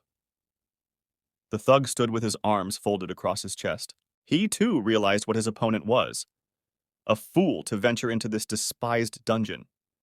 That's funny. Dullahan looked at them, rubbing his chin. A necromancer and a member of the Zvaroras. It's hard to imagine a more useless piece of trash for a thug. Bon Deshtar cheered Naranero up, setting her up for battle. There's no need to be adrift. When the commander returned, it would be 3 against 1. Until then, they just need to hold on. The adventurers prepared for battle. Especially if the attacks were physical, his indestructible golem could last as long as he wanted. Just like in training. The trio rushed toward the warrior. The thug greeted them with a smile. There was another explosion in the middle of the islet, visible from the lower platform Nagy and Petra were on. The commander was unconscious, sitting leaning against a rock. A trickle of blood was visible at the corner of his lips. A loud noise made him open his eyes. With a cry, he came to his senses, his eyes rounded. Sitting beside him, Petra asked if he was all right. After the fall, she gave the commander as much first aid as she could. Thanking the girl, he asked about the situation. He'd been out for a while, after all. Honestly, the situation is not good. Naranero and Deshtar are fighting hard. Dullahan toppled the golem to the ground. Holding its face with one hand, he struck with the other. He struck the golem with his other hand, hurting Deshtar incredibly. Naranero jumped in ready to land a leg kick. The warrior lifted the golem lying on the ground by its head, using its body as a shield. As he covered himself, he fended off the girl's blow. Doing a pirouette, she managed to stay on her feet. And then she attacked again, striking again. Dullahan wrapped his arms around the golem and twirled it in a dance, continuing to use it as a shield. The blows created fiery craters on its back. The jolt stopped, and the warrior, deflecting the golem, peered out from behind his shoulder. His eyes shone with fury, his face stretched in a sinister smile. He grabbed his shield and began to unwind it. In his hands, the golem became a handy tool. The golem had become a handy tool in his hands. It was clear that against him, they would not last long. This battle is not an easy one. Nagy considered it his miscalculation. It should have been foreseen that the poison might not work on an adventurer of the mithril rank. Petra was alarmed by the information about the poison's use. The leader asked the inspector to elaborate on the thug. If he had mithril levels, he must have been known in various circles. Petra confirmed it. It is said that he is unrivaled in melee combat among mithril-level adventurers. He has considerable experience in clearing dungeons. He has also often clashed with other adventurers, so he is familiar with dueling in great adventurer competitions. Especially his technique of wielding a huge sword. They say he cut the ogre in half with one punch. That's good news. At least he doesn't have that sword now. It was looking more and more to Nagy that the bulky man was not vulnerable. Even if by some improbable means they managed to overpower him. Time was almost running out. Even if the target is very close, they won't be able to get there in that time. Their wrists continued to be restrained. If they were free of the curse of the chains, they could split up and try to reach the top in their own way. A thought occurred to the leader. He began to think things through. They can't touch or see her, but they are all connected by a chain. It's vulnerability, because if one falls, all fall. But if you look at it from the other side, if one goes up, everyone goes up, that can be an advantage. If one could turn a disadvantage into an advantage, maybe it would allow them to defeat a mithril-level adventurer and at the same time be able to complete the dungeon in time. Come on, we need to find a solution fast. Right now, Nagy is, albeit temporarily, the group's commander. If he were a real commander, he'd use every card he had. Each of them is insignificant on their own, but if you use their tools, their adventurer abilities, all those cards, something could have been worked out. With Mrs. Petra's tracker abilities, you can determine the landscape and calculate the distance to the target. If the distance is short, she can do it easily. She can even make a map. So we need to do it as soon as possible. Using her special skill as a tracker, Petra set to work. Wasting no time, she began drawing lines in the air with a quill pen. These lines connected to each other to form an exact copy of the castle on the top. The girl generated a three-dimensional map. The leader began to look at the creation, twisting it from side to side. It was marvelous. The accuracy of the map was higher than he expected. He praised Petra for her fine work. The girl really is an outstanding scout. It wasn't hard for her because it's the basics, the very basics. The inspector made a map, but how was the leader going to use it? They needed to analyze the monster. This battle is not a battle of man against man. It's a battle of man against monster. While scouring dungeons, adventurers often encounter monsters stronger than themselves. How on earth do they manage to defeat such monsters? Petra suggested that perhaps they are using experience and strategy? No, it's not like that. The secret by which adventurers can defeat a stronger monster is stealth, which included a few things, such as finding weaknesses, surprise attacks, and ambushes, using all manner of dishonest methods. That's how they win. Therefore, in order to defeat this monster, they also need to fight cunningly. With his foot on the ground, Nagi pushed off. He flew upward with lightning speed, splitting the air currents. With the help of a magic pouch, a crossbow appeared in his hand. An arrow flew toward Dullahan. The experienced warrior heard a whistling sound rapidly approaching him. He managed to intercept the arrow before it hit him. Nagi had thought it through carefully. If the ambush succeeded, even such a measly arrow could work. The arrowhead held a surprise. As soon as the big man grabbed it, sticky threads began to spread. Another special courier skill, the spider bomb. Spreading sideways, the threads wrapped around the warrior's arms and legs, chaining him to the ground. Dallahan had had enough of these mediocrities' resistance. Trying to free himself from the sticky web, the warrior saw Nagi climb up onto the platform. His hand was back in the bag. Would he really go head-on? The bully stared at him, trying to get an answer. Even so, the battle is worth a shot. Nagi's hand was already taking out the prepared surprises. The mushroom army took over the platform. The mushrooms with blue caps scattered in different directions. Dullahan watched their flight with interest. What was this guy up to? In the blink of an eye, everything became enveloped in bright light and smoke. The leader used his special skill, explosion of ash mushrooms. The warrior stood on an islet surrounded by a wall of smoke. The whole area was covered in a smoke screen. As he made his way through it, the big man thought about how annoying this guy was. From the puffs of smoke, Deshtar's voice could be heard. Following him, Nagi was able to find the crew. They were fine. That's perfect. Now we need the necromancer to be able to summon more minions.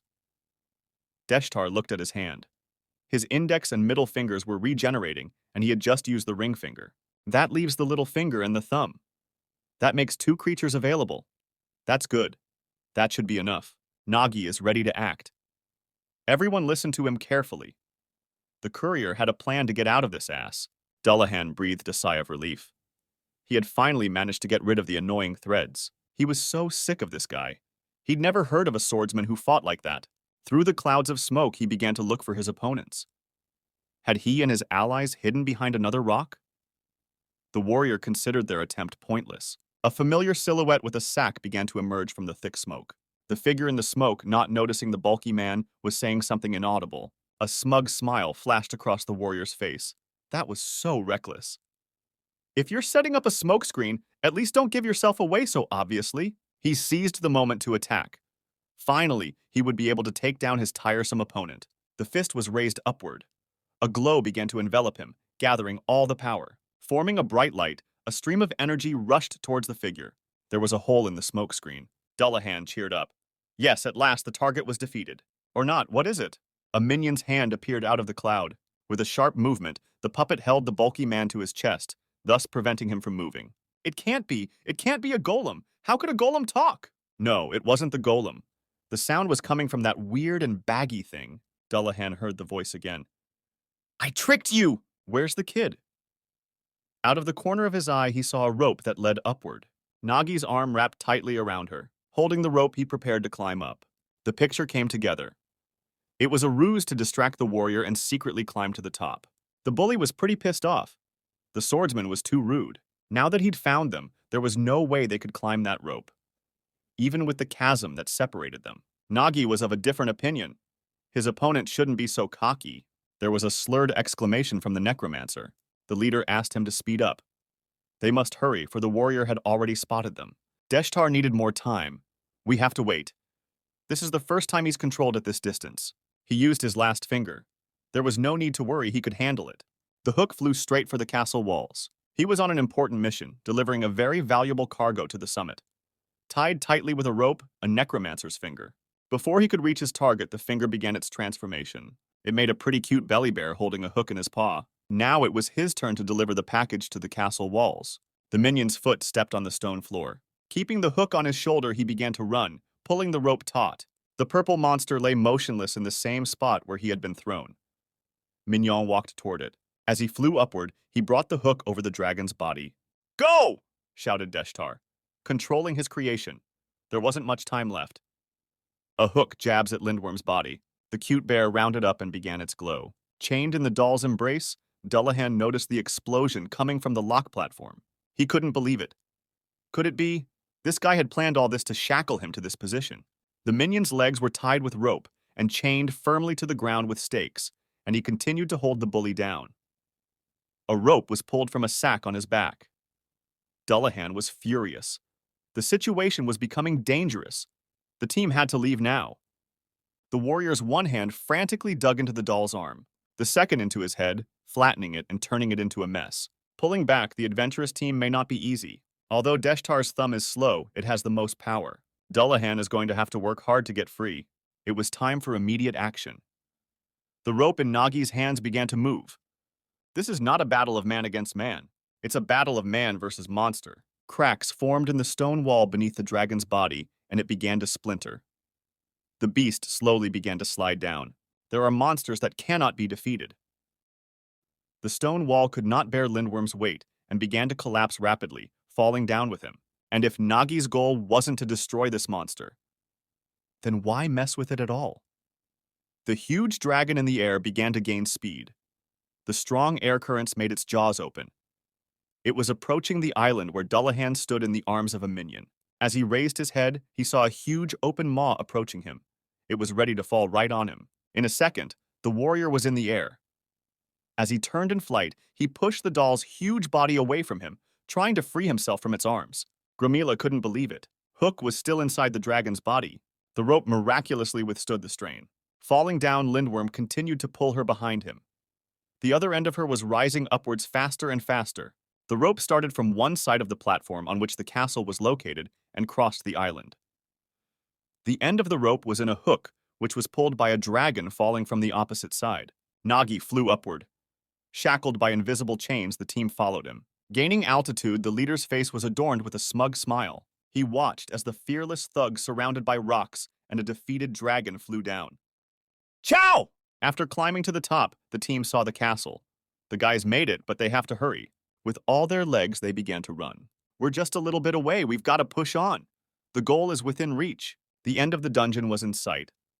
The team tried not to collapse from helplessness. There were about 5 minutes left. Although the time was tight, it was enough. On the run, Nagi was cheering the guys on. However, a lot of credit for the victory this time goes to Naranero, he said with a smile on his face, discouraging the girl. Alone, he would not have been able to throw the rope over 50 meters high to the summit. I couldn't believe it could only be done with pure strength. Gripping the hook in her clawed hands, the girl's shoulder was decorated with swollen veins. Swinging harder, she sent him straight to the top of the castle. That's really impressive. Naranero felt uncomfortable. The girl thought it was nothing. A little bit of effort, and it worked. Bandeshtar visibly tensed. He didn't understand why she was getting so much attention. Anyone could do it if they were strong enough. Even a fool, by insulting Naranero. But no matter who said what, it was himself who Bandeshtar considered the protagonist of the dungeon. After all, he had even defeated that boring berserker. And what's more, he was able to secure the rope in the right place. For a minute, the guy started to think he was even cooler than the mithril adventurer. Which surprised Naranero, because she only remembered the way he kept catching it in the face. Nagi and Petra, who were running ahead, were unusually amused by the argument between the two boys. At one point, the inspector joked that the boys seemed to her to be quite cheerful. The courier could not but agree. The leader suggested that this was probably the first dungeon sweep for them. And besides, victory feels brighter when everyone has made an effort, not one person dragging the rest of us down. Turning to Petra, he praised her for her tremendous contribution. The girl didn't understand what this was about, for she thought she had done almost nothing. The leader knew that scouts had a special skill for reading terrain, but it's usually limited to basic skills. But Petra instantly managed to create a very detailed map, thanks to which the boys were able to calculate the exact location. So we can confidently say that this is the level of a professional scout. The inspector's eyes lit up. She was pleased to hear that. Still, it seemed to her that there was a great deal of merit to Nagi here. How quickly he devised and executed this plan. I couldn't believe he was a regular delivery boy. How could someone like that be a courier? There was one question on everyone's mind. What would happen to the berserk? It was clear enough. For what he had done, he would have to rot in prison for the rest of his life. Some of the team members suggested that it would be a good idea to ban him from being an adventurer. Petra was overcome with doubt. Berserk, of course, had committed a serious crime, but the problem is that he's mithril rank. The higher the adventurer's rank, the more immune he or she is to penalties for crimes. The more adventurers of mithril rank receive government support, so in all likelihood, he'd just get a ticket. The girl with the cat ears was puzzled. How could this be? Unlike her, Deshtar couldn't contain his anger. It was driving him crazy. The annoyed necromancer couldn't leave it at that. Even if that was the law, he was willing to deal with it himself outside the dungeon. Nero, realizing the difficulty of the situation, wryly teased the boy.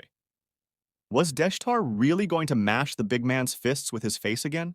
The necromancer's thoughts seemed very dangerous to Nagi. After all, they had only seen a fraction of this berserker's power. It's only a matter of looking around. The corpses of the Knoll tribe that guarded the entrance to the castle. He killed them all by himself. A couple began to object to the leader. After all, they could have done it too, thinking that they just didn't get the chance. That's not what was important. If you look at the wounds on the Knoll bodies, you'd realize they were all killed in one blow. This information went through the minds of the cocky couple like a thunderclap. In one fell swoop, the adventurer's special skill is revealed when he uses a suitable item. And in the battle with these two, he didn't use his sword or his skill. Even with his bare hands, he gave them all a light. A realization began to come to the necromancer. Such a difference in level, Deshtar put his all into it. Now that he thought about it, it seemed true. When he sent Littlefinger to drop the lindworm, Dullahan's two-handed sword had already been stabbed into his heart. He might have also killed this boss with a single blow. Nagi turned to the necromancer and eyed him warily. It turns out he fell in with the lindworm, so he got his two-handed sword back, standing at a great distance from the castle platform. The thug looked upward, holding his sword in his hands. A huge chasm separated him from his opponents. Opening his mouth wide, he bared his teeth. Bingo. Now the warrior was ready to start the real game. A bright light began to appear in front of Nagi's eyes. It shone from the cracks in the ground that formed under Naga's feet. Turning to his team, the leader ordered them to scatter. The crack continued to widen, separating them from each other. Deshtar froze, looking at the flames coming from the rift.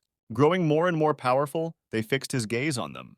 With a swing of his sword, Dullahan used the berserk's special skill, Giant's Slash. A fierce stream of energy rushed upwards, cleaving the platform with the castle. Bloody fingers slid across the stone, trying to claw at it. Caught in the cleavage, the entire team found themselves on a precipice above the abyss, bound by the curse of the chains. Grasping the rock with all his might, the leader looked them over, wondering if they were all right. Petra felt fine. Her face was covered with only small abrasions, which is more than can be said for the other two contestants, who suffered more than the others. Especially Mr. Ban, he seems to have passed out. Nagi tensed, drops of sweat dripping down his cheeks. As he examined the dissection, he looked at the island where the warrior had been. It would take a monstrous amount of power to do such a thing. Moreover, Dullahan had almost caught up with them. He sprang from one islet to another, pushing himself closer to the summit. His eyes had no pupils at all. Now they were glowing with a bright light. Now, he really did look like a monster. If the boys hesitate, he will catch up with them immediately. There were only 3 minutes left. To stop this madness, we have to at least try to do something. Nagi was only a courier, but in all that time carrying countless loads, he's trained himself. So heavy weights are just a routine for him. Right now, the same thing is happening. It's just weight. Yes, it's a little heavier, but you can handle it.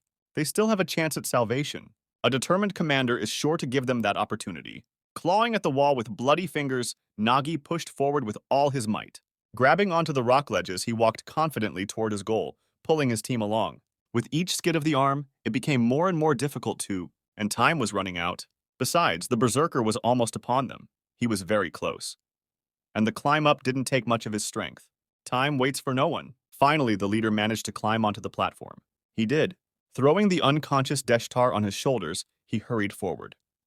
The girls followed him. Tick-tock, tick-tock. Only one jump separated the berserker from his victims, and he gladly made it. It won't be long before retribution comes to these crooks. It was not in Naga's plans to give up so easily. There's not much left to the coveted entrance. As we approached the arch, it was increasingly flooded with bright light. Without noticing the distance traveled, the boys found themselves within the castle walls. They saw a huge blue crystal floating in the air. This crystal is the core of the dungeon. All they have to do now is destroy it.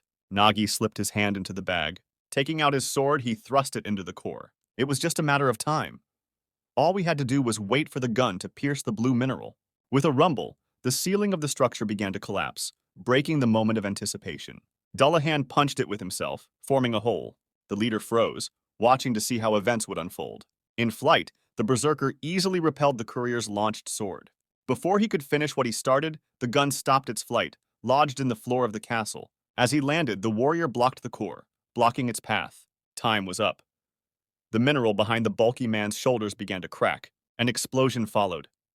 Pink-violet rays enveloped the space. The annoyed leader clenched his teeth and glared fiercely at what was happening.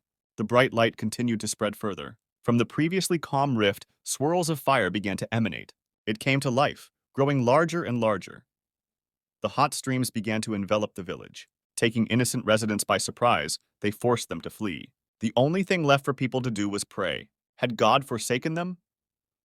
Above the watchtowers from a huge hole, the glow of the sun was visible, looming over the village. From the hole, creepy, shaggy faces began to show. Shrouded in tongues of flame, one by one they left their abode. With a horrible roar, the undead passed through the gate, flooding the ground with them. Toothy, bloodthirsty creatures. Huge dragons. The number of monsters was increasing. At one point, an invincible armed army of monsters gathered them. The exhausted girls sat on the ground and watched as the monsters inside the dungeon revived. They are innumerable. This is the dungeon rift. Squeezing Naga's throat tighter, the berserker burst into laughter. He enjoyed watching it happen. It looked spectacular. No matter how many times he watched it, he never got bored. This isn't the first time Dullahan has caused a rift. Such a small thing as a courier, he'll never understand anyway. After all, a dungeon that has been broken will rebuild itself over time, becoming even stronger. And that means the rewards in it get better. Naga's eyes were filled with disappointment. Was this all for the sake of the reward? Did the warrior not care at all about the harm it would do to the villagers? Berserk licked his lips. He didn't even pay attention to little things like this. The only thing he cares about is the loot. After all, he's not the kind of guy who cares about the life of ants underfoot. For the porter, this was a familiar situation. An adventurer is neither hero nor savior. He is often a scum who thinks only of his own gain. And he really hates scumbags like that. And when such a monster also gains great power, it won't turn out well for the world. The courier's eyes were fixed on the sky, looking at the bird that didn't fit in the picture. But there are, however rare, true adventurers, whose hearts have not been tainted by greed. On the back of the black, huge bird sat a blonde girl. She nonchalantly began eating her lunch. Watching what was happening, the blonde chewed the bun with great pleasure. Calmly finishing her meal, she was fully alert. It's hard to meet worthy adventurers, but it's even harder to meet equally strong ones. Rising to her feet, the girl deftly jumped off the bird.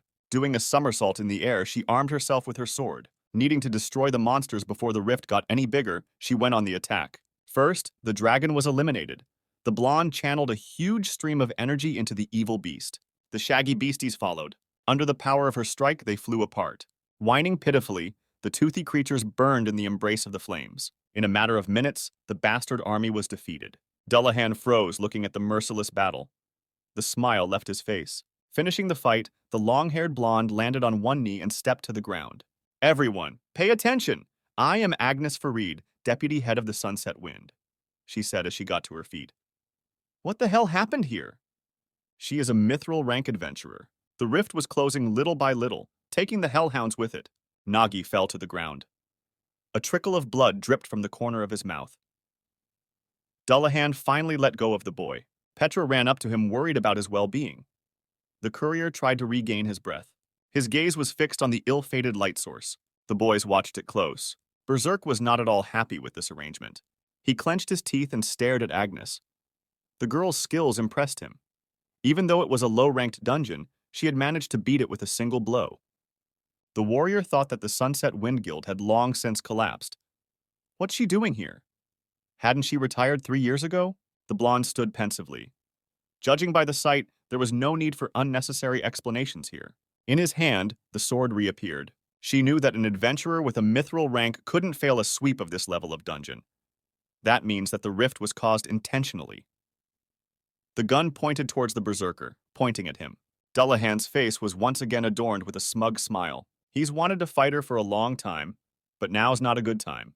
The swordsman wore him down with his tricks, causing him to expend more energy than he expected. Because of him, things didn't go according to plan. but the goal was accomplished. The warrior clutched a red orb in his hand. There's no need to fight anymore. It's time to put your sword behind your back. Had he really decided to run away? The blonde with long hair was indignant. Berserk began to look for an excuse, lamenting the complexity of the rift. After all, even for him, a mithril-ranked adventurer, it could be dangerous here. There were too many variables. Nero joined their conversation, calling the warrior a liar. His lie was not only that he purposely didn't clean up the dungeon, but that he was trying to kill them by preventing the rift from being prevented. Dullahan stood there with his mouth hanging open. It was like he was hearing it for the first time. Apologizing, he suggested that it was likely that this dungeon had a curse for the first adventurer who entered, which made it impossible to distinguish between allies. In other words, it wasn't his own choice to attack them. He managed to piss Nero off. After all, if there was any doubt, the deputy head could easily check everything herself. But what a shame! The dungeon had already disappeared. Feeling his impunity, the thug smiled. Petra knew the guild would accept such a report. It was obvious it was a load of crap. But in the court of adventurers, she'd seen it many times before. It's not the truth that determines the weight of a claim, it's the rank of mithril. No matter how much copper and porcelain are examined, their words are worthless against mithril. Even telling the truth is impossible to win. The worst part is that he knows it all and he's taking advantage of it. It seemed the conversation was over. The cunning adventurer waved goodbye and left. The team couldn't stand the fact that he could get away with it so easily. Be that as it may, Nagi was glad the rift had been stopped. Feeling his strength leaving him, he fell to his knees. Everyone stared at him. Farid, from over her shoulder, examined the courier. Nagi looked quite bad and was in an unconscious state. His hands and face were covered with countless abrasions. Taking the Thunder Eagle by the reins, Agnes offered her help. If we use a genin, we can get to the city quickly. It made no sense for the guys to refuse. After all, 2 members of their team could not even move on their own. Thus, the exhausting cleanup of the rift came to an end. The village met the morning without any cataclysmic events. Cheerful and joyful residents threw themselves into each other's arms. Later, the Adventurer Guild visited the village, apologized, and promised to prevent such incidents in the future. Of course, it was all just words, and Nagi, thanks to Agnes's help, traveled to the Adventurers' City in the west. Velet, a beautiful and clean city, filled with tall buildings and greenery. It was well protected by the strong walls that surrounded it. Somewhere in the city, among the tall buildings, there was a small 2-story house. On its roof, in a nest, sat a wooden eagle. This was the office of the Sunset Wind Guild. The courier, little by little, began to come to his senses. Barely opening his eyes, he didn't realize where he was, which made his eyes instantly widen. The boy was in a small, cozy room. Rays of sunlight woke him up. Sitting by the old bed, Petra was on duty. Making an attempt to rise, he felt a searing pain and groaned. Looking around, the porter saw a girl who had apparently fallen asleep while off duty. Having no idea where she was, the boy called out to her softly. With joy, Scout was instantly awakened. The other boys jumped up and rushed over to him with loud cheers. Nagi had no memory of what had happened, and he asked them to tell him about it. The last thing on his mind was the way the berserker was leaving. The team explained that they were in the Sunset Wind Guild office, and also that his savior was that stylish sister, who even called a priest from the church to heal him. Probably that was why, except for a little fatigue, there were no more wounds on the boy's body. Nagi's glad his team turned out okay. Ban, boasting that it was nothing to the best adventurers. And Nero didn't even break a sweat. Clenching his fist, Deshtar rasped, admitted that as for his first adventure, it was a grand adventure. Seeing how the villagers rejoiced to learn that they had stopped the dungeon rift, the guy finally realized what it meant to be adventurous. People gave them small but meaningful gifts with great appreciation. After all, for a couple of adventurers, it's just a dungeon with rewards and glory. And for people, it was life-threatening. Residents awkwardly apologized for their past behavior, regretting that they had behaved so rudely in the past. The boys rejoiced like children at the salvation of the village. Their plans were to become great. Nagi thought it was great. Yes, fortunately, the village was defended. But now that it's over, it's time for him to come clean. Glancing at the medallion in his hands, the porter thought about how best it would be to confess that he was not a gold adventurer, that in fact he is below their rank, a regular porcelain courier. Would they be able to treat him the same way knowing that? Probably not. After a bit of deliberation, he made up his mind after all. He asked the boys not to be angry at what he was about to say. Satisfied, they were ready to listen to him. Nagi revealed that he was hiding his identity. He pretended to be an adventurer, pretending to be a squad leader. As expected, their response was cold. The bond built on lies was gone, and they were back to being couriers and adventurers, briefly making an understanding look. They headed for the exit, asking the porter to rest. The door closed behind them. Their banter could be heard from the hallway. Petra could not understand why he had to tell the truth. To which, with a kind smile, the boy replied that they would soon become splendid adventurers. Nagi was sure they would meet again in this city while he was working as a courier. And you can't build a relationship on a lie. The girl couldn't contain her emotions. As he said himself, he's not an adventurer. She had seen them many times while she worked as an inspector. Most of them are only in it for their own gain. And they're not shy about committing crimes. They are neither heroes nor saviors, but those who only want profit. Nagi-san, however, was not like that. He cleaned up the dungeon even though it didn't benefit him at all. He only risked himself to save the village, and demanded no reward. That's why he's not just an adventurer. You're a hero, taking his hand gently, Petra said. At this point, the delivery man became quite uncomfortable. Mentally, he went back to the events of that time. Things had happened a little differently. For a moment, everyone was absorbed in Dullahan and Agnes's conversation. Sitting on the ground, Nagi noticed something. It was a reward for cleaning up the rift. Without hiding his joy, he rushed to the chest. So after putting himself out to the end, he collected the entire reward and fell down without strength. Flying in his thoughts, the courier did not notice how he was already sitting on the bed in the arms of the bag. That was awesome, collecting all the loot twice in a row. Looking at him, the inspector began to feel awkward. On this day, it wasn't just Petra who got Nagi wrong. Nero and Bondeshtar too. Left alone, they decided to discuss the situation. So their boss was just an ordinary courier? They seemed to be thinking the same thing, that it was just a legend made up for them. He pretends to be a porter, hiding his true power, when in fact he is a golden adventurer. The guys thought they were just being fooled, but it didn't work. It would be their secret. They promised each other to keep the secret, to keep the legend alive. These two were far more stupid than Nagi had thought. Though, considering the way he'd acted during the sweep, they were understandable. Meanwhile, in the other direction, this small incident began to grow like a snowball, turning into an avalanche. Dullahan's foot crossed the threshold of the guild. He had an important conversation to have. The man in the white robe who stood with his back to him started first. He'd heard about what happened. He'd heard about the interference too. Standing in front of the head, Dullahan had no choice but to apologize. He said that he had first been attacked by some children, and then the wind of the sunset intervened. But in any case, the goal had been achieved. He turned around and looked at the berserker and asked if he had forgotten about himself and Vanesslo. After all, the Dawn Guild does not forgive those who interfere with their plans. And it doesn't matter if it's a fake adventurer or a sunset wind. In the middle of the room, immersed in her thoughts, stood Agnes. She kept thinking about what she had heard from Mrs. Petra on the way. As they made their way to the city, Farid asked the girl for details. About why they were there and why the man had been hurt so badly. She needed to know all the details. The inspector couldn't find the words and kept stammering. The blonde was aware that they had entered the rift illegally. It wasn't hard for the deputy head to find out by checking the squad's composition. But that wasn't important. What was going on now was a private conversation.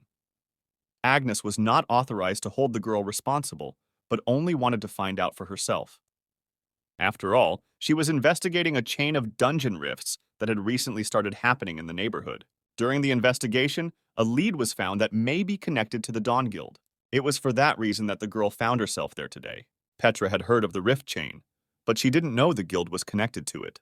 In solving this hypothesis, the blonde could be helped by the information received from them.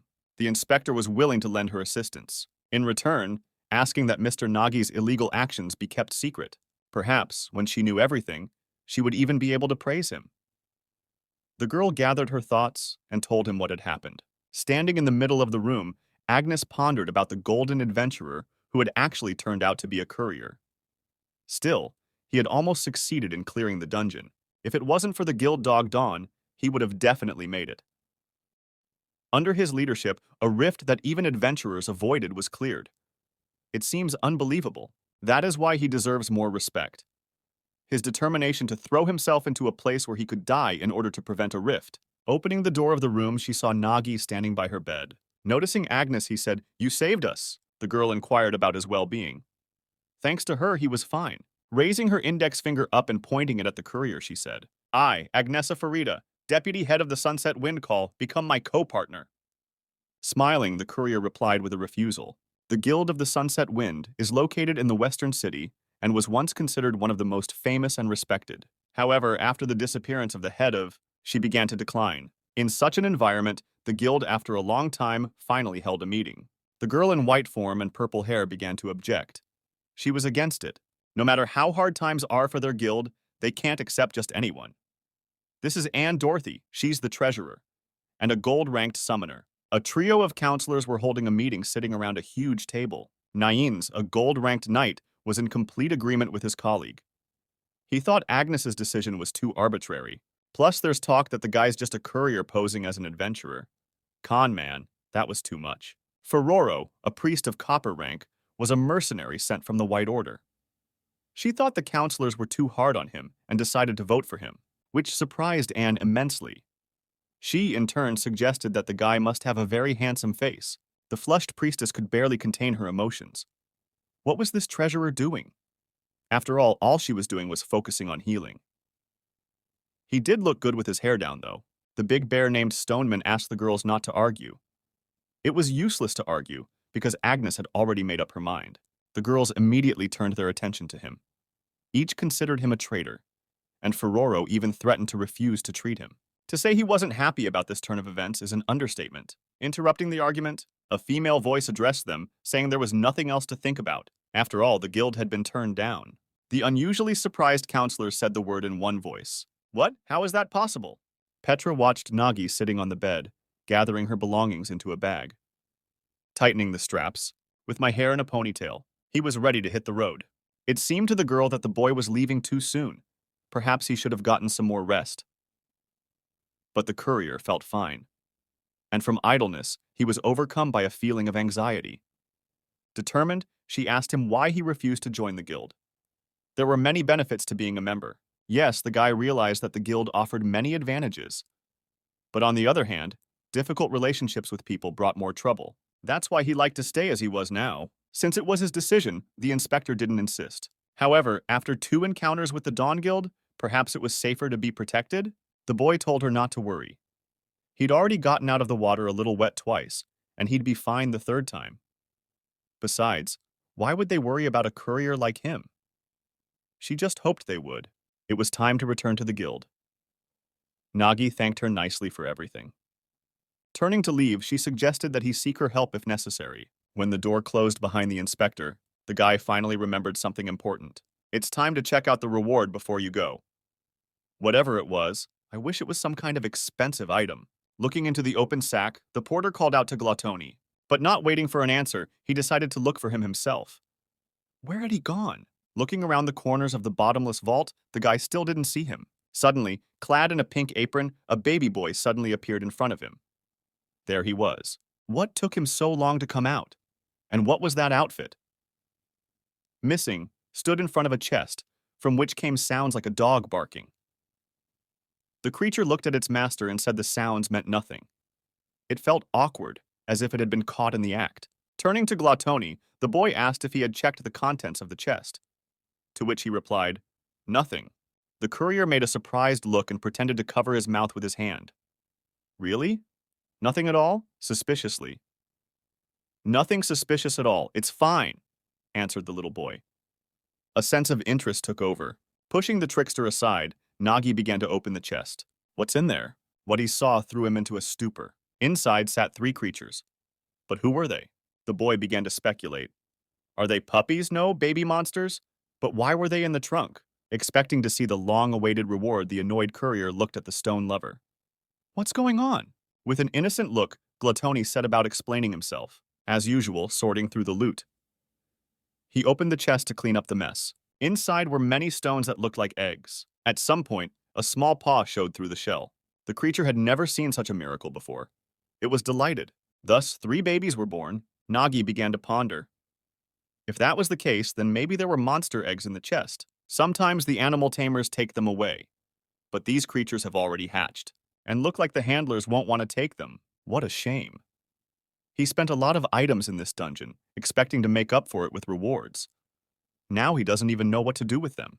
Glottoni assumed that their parents were enslaved by Lindworm and lived in the Celestial Citadel as slaves. To save the children, the parents hid them in rocks. Well, that explains a lot. The creature was thrilled at the thought of keeping the babies and raised them. Nagi liked his idea. 3 creatures. It really wasn't that bad. He hoped nothing terrible would happen, and he allowed the rock lover to grow them. With a condition. If they made a mess in the bag, he would throw them out at once. The contented little boy glowed with happiness. Guys, I'm allowed, he addressed the creatures. You can stay. There were dozens of pairs of eyes looking at him intently. Nagi didn't expect to see an entire army. At that moment, he felt uneasy. Once out, he laughed a long time at the contented barking coming from the bag. He was not at all prepared for this turn of events. Unfortunately, the dungeon-breaking reward was useless. But there was still a reward for the cave dungeon. Soon the guy was heading into town, and ended up in a trophy exchange. By selling magic stones and monster trophies, he made a good amount of money, getting a not-so-subtle bag of gold for them. Oh, it had been a long time since he'd held so much money in his hands. For starters, he needed to buy everything he had run out of, like smokescreen mushrooms. Also, explosive mushrooms, which he couldn't afford before because of their price. Also, you need to replenish your food supply, fix weapons, buy arrows. And 2 small but weighty sacks he asked them to give to the adventurers, named Bon and Nero. Even after all those purchases, he still had gold left. While savoring an ice cream in the form of a slice of watermelon, the courier pondered how to spend the rest. The idea of taking a gastronomic tour seemed like a pretty good idea. Satisfied, he sprinted through the streets of the city, not even realizing he was being watched. Naga's persona was of great interest to the guy watching him from the rooftop. After all, he was the one who decided to oppose the Dawn Guild. When the observer heard about it, he couldn't believe it was really porcelain. They say the bastard threw the petty thieves in jail. Not only that, but he pulled a stunt against Dullahan too. Looking at his shadow, the blonde turned to it. What do you think, Zero? Does this guy look strong? An immediate reply followed in the blink of an eye. If it's happened twice, it's a mismatch. Even porcelain is something to watch out for, Nade. Winking back at her, the boy started to get to his feet. He couldn't even think that he would ever be sent against China. Unfolding the kunai, he hoped the courier could show him something interesting. Pushing off the roof, he rushed forward with a bullet. The unsuspecting porter calmly strolled the streets of the city, enjoying dessert and not thinking about anything. But in an instant, the calm was replaced by wariness. The popsicle stick in his fingers split in 2. Dodging the blow that followed, Nagi dropped his sweetness. What could this man possibly want from him? The agility and willingness to repel the porter's attack unusually surprised the blonde man. Could he have sensed his bloodlust and react to it immediately? Nade was intrigued. This guy was clearly an unusual courier. However, he hoped that would be the end of it. Fake embarrassed, Nagi was ready for any developments. A flash flashed in front of his face. Slashing the air with the weapon, the blonde man knocked his opponent to the ground. He waited for the moment when China would finally reveal what he had used against their guild. With a smile that never left his face, the delivery man started to get up. Who is this guy? His badge denotes that he is a gold-ranked mage. But the movements, it's a killer fighting style. Since he is so openly demonstrating his hostility, you can't just sit back and do nothing. Nade will finally see what he came to see, what this swordsman who bullied Jeff was capable of. A sword glinted in Nagi's hands, with cute, modified mushrooms with a red cap tied to the tip. Included in the special toolkit, with the help of which a truly great mushroom explosion was achieved. Believing it was madness to fight adventurers in the open, the carrier decided it was best to run away first. Exhausted by the escape, he found himself on a crowded street, screaming at the top of his voice for help. Claiming the robbery, Nagi started calling for the guards. Hearing the eerie cries, the keeper of order went to their source. Pointing to the place where he had been attacked, the porter told his story of how he had been tried to kill by an adventurer who was actually a bandit. A man the guard knew well came out to them. After all, he is a member of the Dawn Guild. The latter was very disappointed by the courier's flight. Nagi remembered what Petra had said. But even so, why make a mess of the city center? The enforcer needed to get to the bottom of what was going on.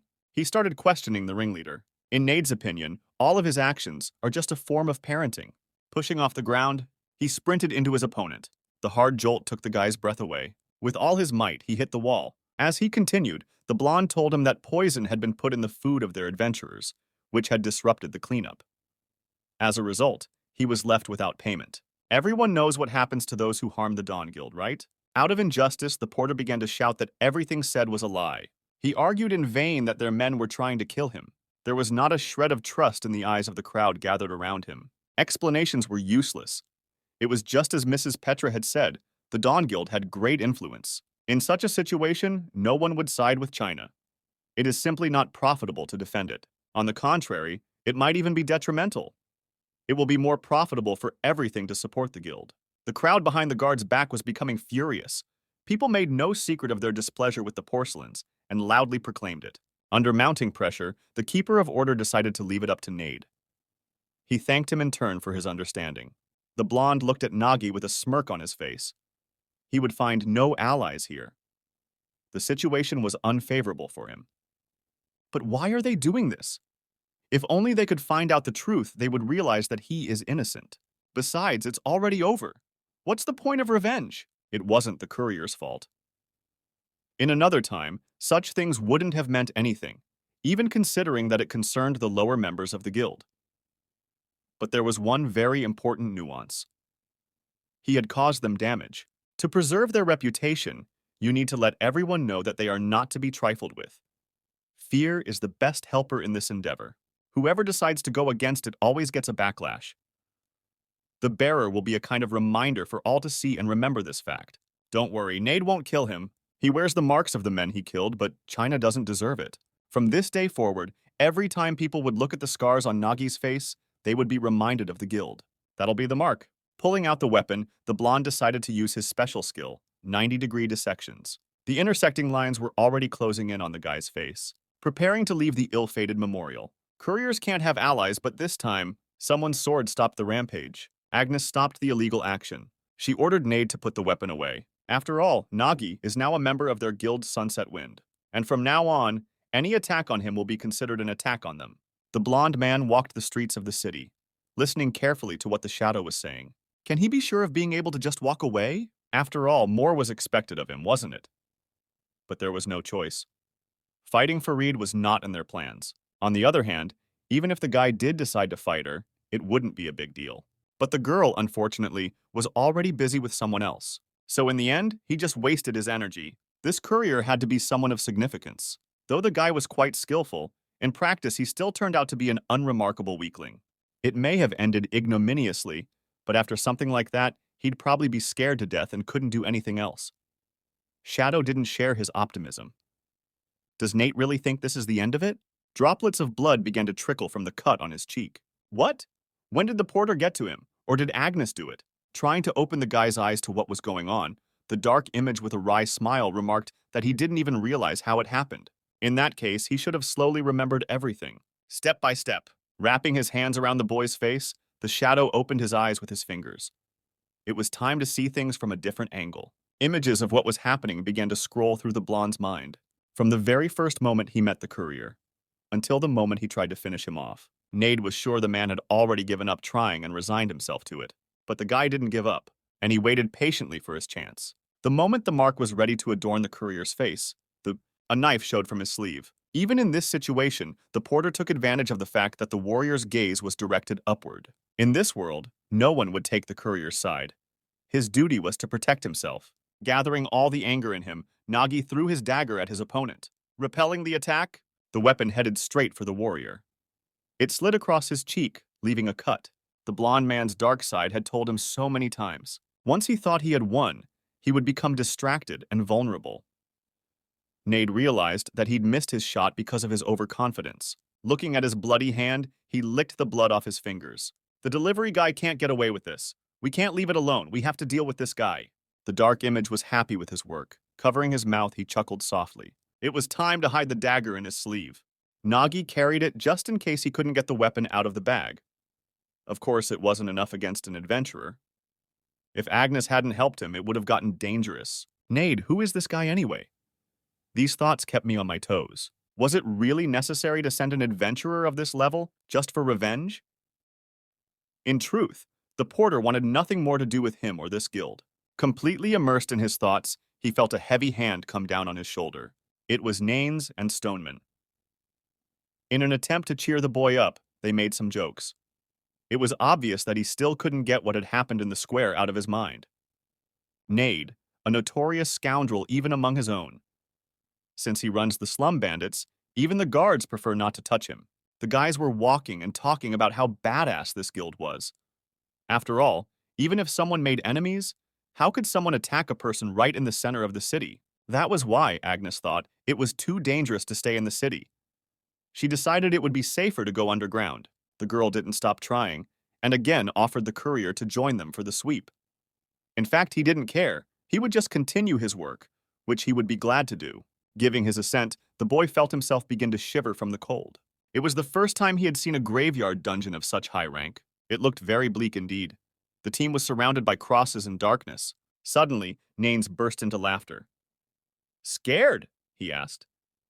For them, a dungeon like this is a cakewalk. In the guy's opinion, the courier just needs to rely on them, collect trophies, and keep up.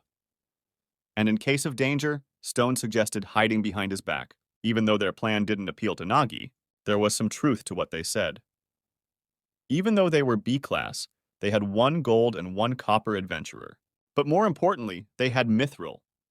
With an uber soldier like that, their strength is already more than they need. But there was something that was a bit worrying.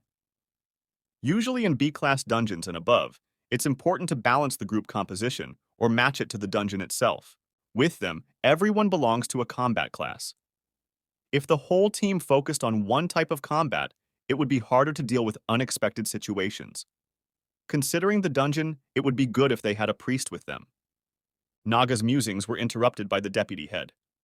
She ordered everyone to stop. It looked like they were about to be greeted. The undead began to emerge from the ground, forming an entire squad of armed zombies. They were moving right at the team. Wasting no time, the blonde armed herself with a sword. Pushing off the ground, she was ready to clear the way with ease. A stroke of the sword, and the re-hollowed parts of the undead flew in the air. She was very good at what she did. Bringing a fiery sword over a troop of dead men, the girl struck again. Tongues of flame enveloped the dungeon. Spinning around the blonde formed a ring of flame around her. Once hit, the zombies would burn up. The boss emerged from the firelight. He was much larger than his squad, and he strode toward the girl. The big man opened his mouth and roared, preparing to attack. His wiry arm took the form of a huge hammer. He was ready to crush his opponent with it. Without much effort, Agnes dodged, leaving the monster no chance to win. In a flash, she flew upward and did a flip in the air. Once behind the monster's back, the blonde was preparing to use her fire skill. Pushing off the wall, she began to dissect the boss's body. The flames that enveloped him created a living torch from him. Fire blazed from within. Agnes only had a small finishing touch to put on. The bud. As it unfolded, it sizzled the invincible thug. The girl, without much difficulty, brilliantly pulled it off. The adventurers had a great deal of fun watching what was going on, feeling like the audience of a thrilling superhero movie. It seemed worrying about the composition of the group was unnecessary. Nagi had seen many adventurers, but this was the first time he had seen such powerful talent. It was the foundation. Every adventurer has a talent that allows them to unleash their unique power that matches their class. And the abilities depend on each one individually. This is why adventurers are able to fight monsters that surpass them in strength. Especially if it were to be a mithril, its talent level is beyond reasonable comprehension. Farid pointed out that now was not the time to procrastinate. Before these things are resurrected, they need to move on. Without wasting a moment, the team set off. After all, resurrection was the main feature that distinguished graveyard dungeons from normal dungeons. The monsters in these dungeons tend to be weaker in level than in other dungeons. But the difficulty lay elsewhere. Killed zombies rise up again and again. The undead that have already been destroyed will endlessly revive and haunt them. If you move too slowly, they can surround you from both sides. And then the probability of a successful passage will decrease dramatically. So in such cases, it is important to either bring a priest capable of performing an exorcism or use holy water sold in a church. But the problem is that both are expensive. A loud roar was heard behind the boys' backs. The dead began their rebirth again and began to follow them. Naines, before going into the dungeon, told the team to take Ferroro with them. But they didn't listen to him. This is the first time the courier has heard of her. Who is she? This girl is a priest in their guild, who's always hanging around their base like she's at home. The guy didn't like her because she demanded a lot of gold every time. The devil in the guise of innocence. This time was no exception. She demanded an exorbitant amount of money to go with them. Ironically, he pointed out that their guild was so poor that even Ferroro couldn't afford it. And she's a lousy healer. When Agnes heard this, she immediately put him off, because he could complain later. Now's the time to get down to business. She'll take the enemies in the front.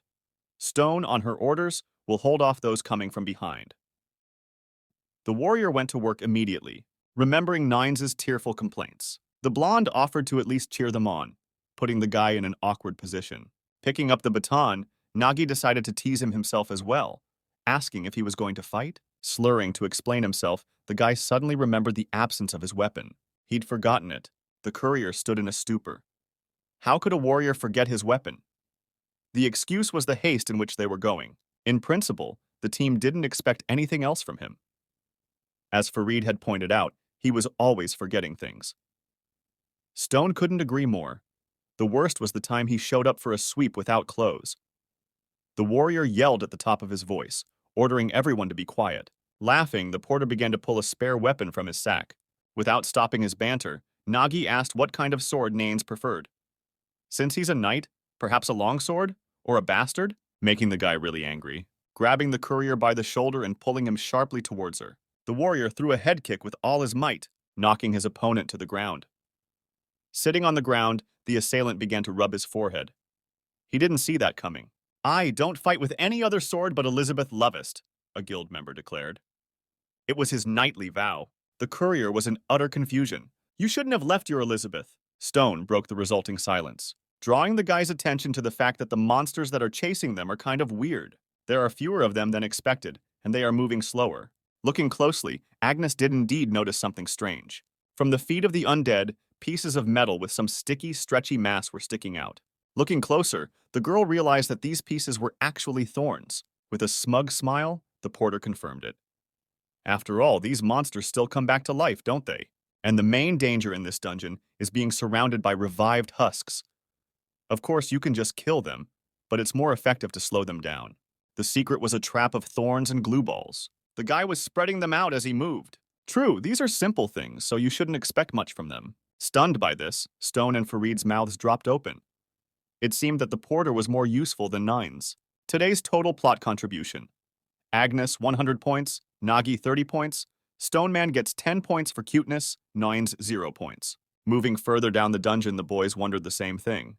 How much longer will these things be reborn? Naines went on and on about Elizabeth and her invaluable help in fighting the undead, which made the blonde quite angry again. After all, now was not the time to complain. They needed to get out of here before the zombies surrounded them. The end of the cave was already in sight. It was very close. Agnes commanded the fluffy man. It was time to act. Turning toward the tendrils, Stoneman immediately applied his skill as a defender by building a stone shield. A tall structure blocked the zombies' path, preventing them from getting any further. Though the defense looked solid, still under the strong onslaught of undead, it would not last long. They need to get out of here as soon as possible. Soon the boys found themselves in the underground lake area. Annoyed, Nines began to complain again about the huge lake blocking their path. There was something good here, though. Surrounded by water and rocks, a raft was waiting for them on the shore. There was no choice. They would have to float on this shit to continue their journey. And since the zombies could come at any moment, they had to hurry. Naines dared to suggest that the fetus could not bear the weight of their armor, especially Stoneman's stone armor, to which he received another dose of sarcasm from Agnes. Since he wasn't fighting anyway, the girl suggested that he just drop the armor. Joining the blonde's words, Nagi also jabbed him with a sneer. The knight was beyond angry. Opening the sack, the courier happily offered to fold his armor inside. For what it's worth, it really could have helped. Upon reflection, the guys did begin to strip off all the excess. Watching them, Agnes began to feel uncomfortable. Continuing to undress, the knight at one point found himself in just his underwear. Unable to stand it, the indignant girl stopped him. The raft with the adventurers set sail. During their foray through the waters of the dungeon, a smile never left the adventurer's face. Sticking out his tongue, he began to banter with the blonde, pointing his finger at her. Her embarrassment at the removal of her armor kept him on his toes. Soon receiving a poke in the eye, the guy timidly apologized. He promised to keep his clothes with him from now on, to which Agnes asked to at least bring a gun. The boy kept talking about the power of the oath, which he could use to get through this dungeon alone. In the girl's opinion, that was the problem. Why promise something you can't keep? Their argument set Nagi to thinking. It is said that adventurers with the talent of a knight take oaths expressing their faith. This imposes strict rules on them that must be followed, but in exchange gives them immense power. Mr. Nain swore that he would not fight with any weapon other than Elizabeth Lovest, which put restrictions on him. But in return, his sword became a legendary weapon that could not be broken. It's a real exchange. However, it begs the question, isn't it kept secret so that it doesn't become a weakness? Looking at the courier, the girl confirmed his speculation. That's basically what happens. But in his foolishness, the knight told everyone, so everyone in this city knew of his oath. Agnes always thought he was a fool, so one might not be surprised. When she looked at the bag, which impressed her, the girl began to ask the porter about it. Does the weight disappear completely if you put something inside? The guy told her that the weight did not disappear completely.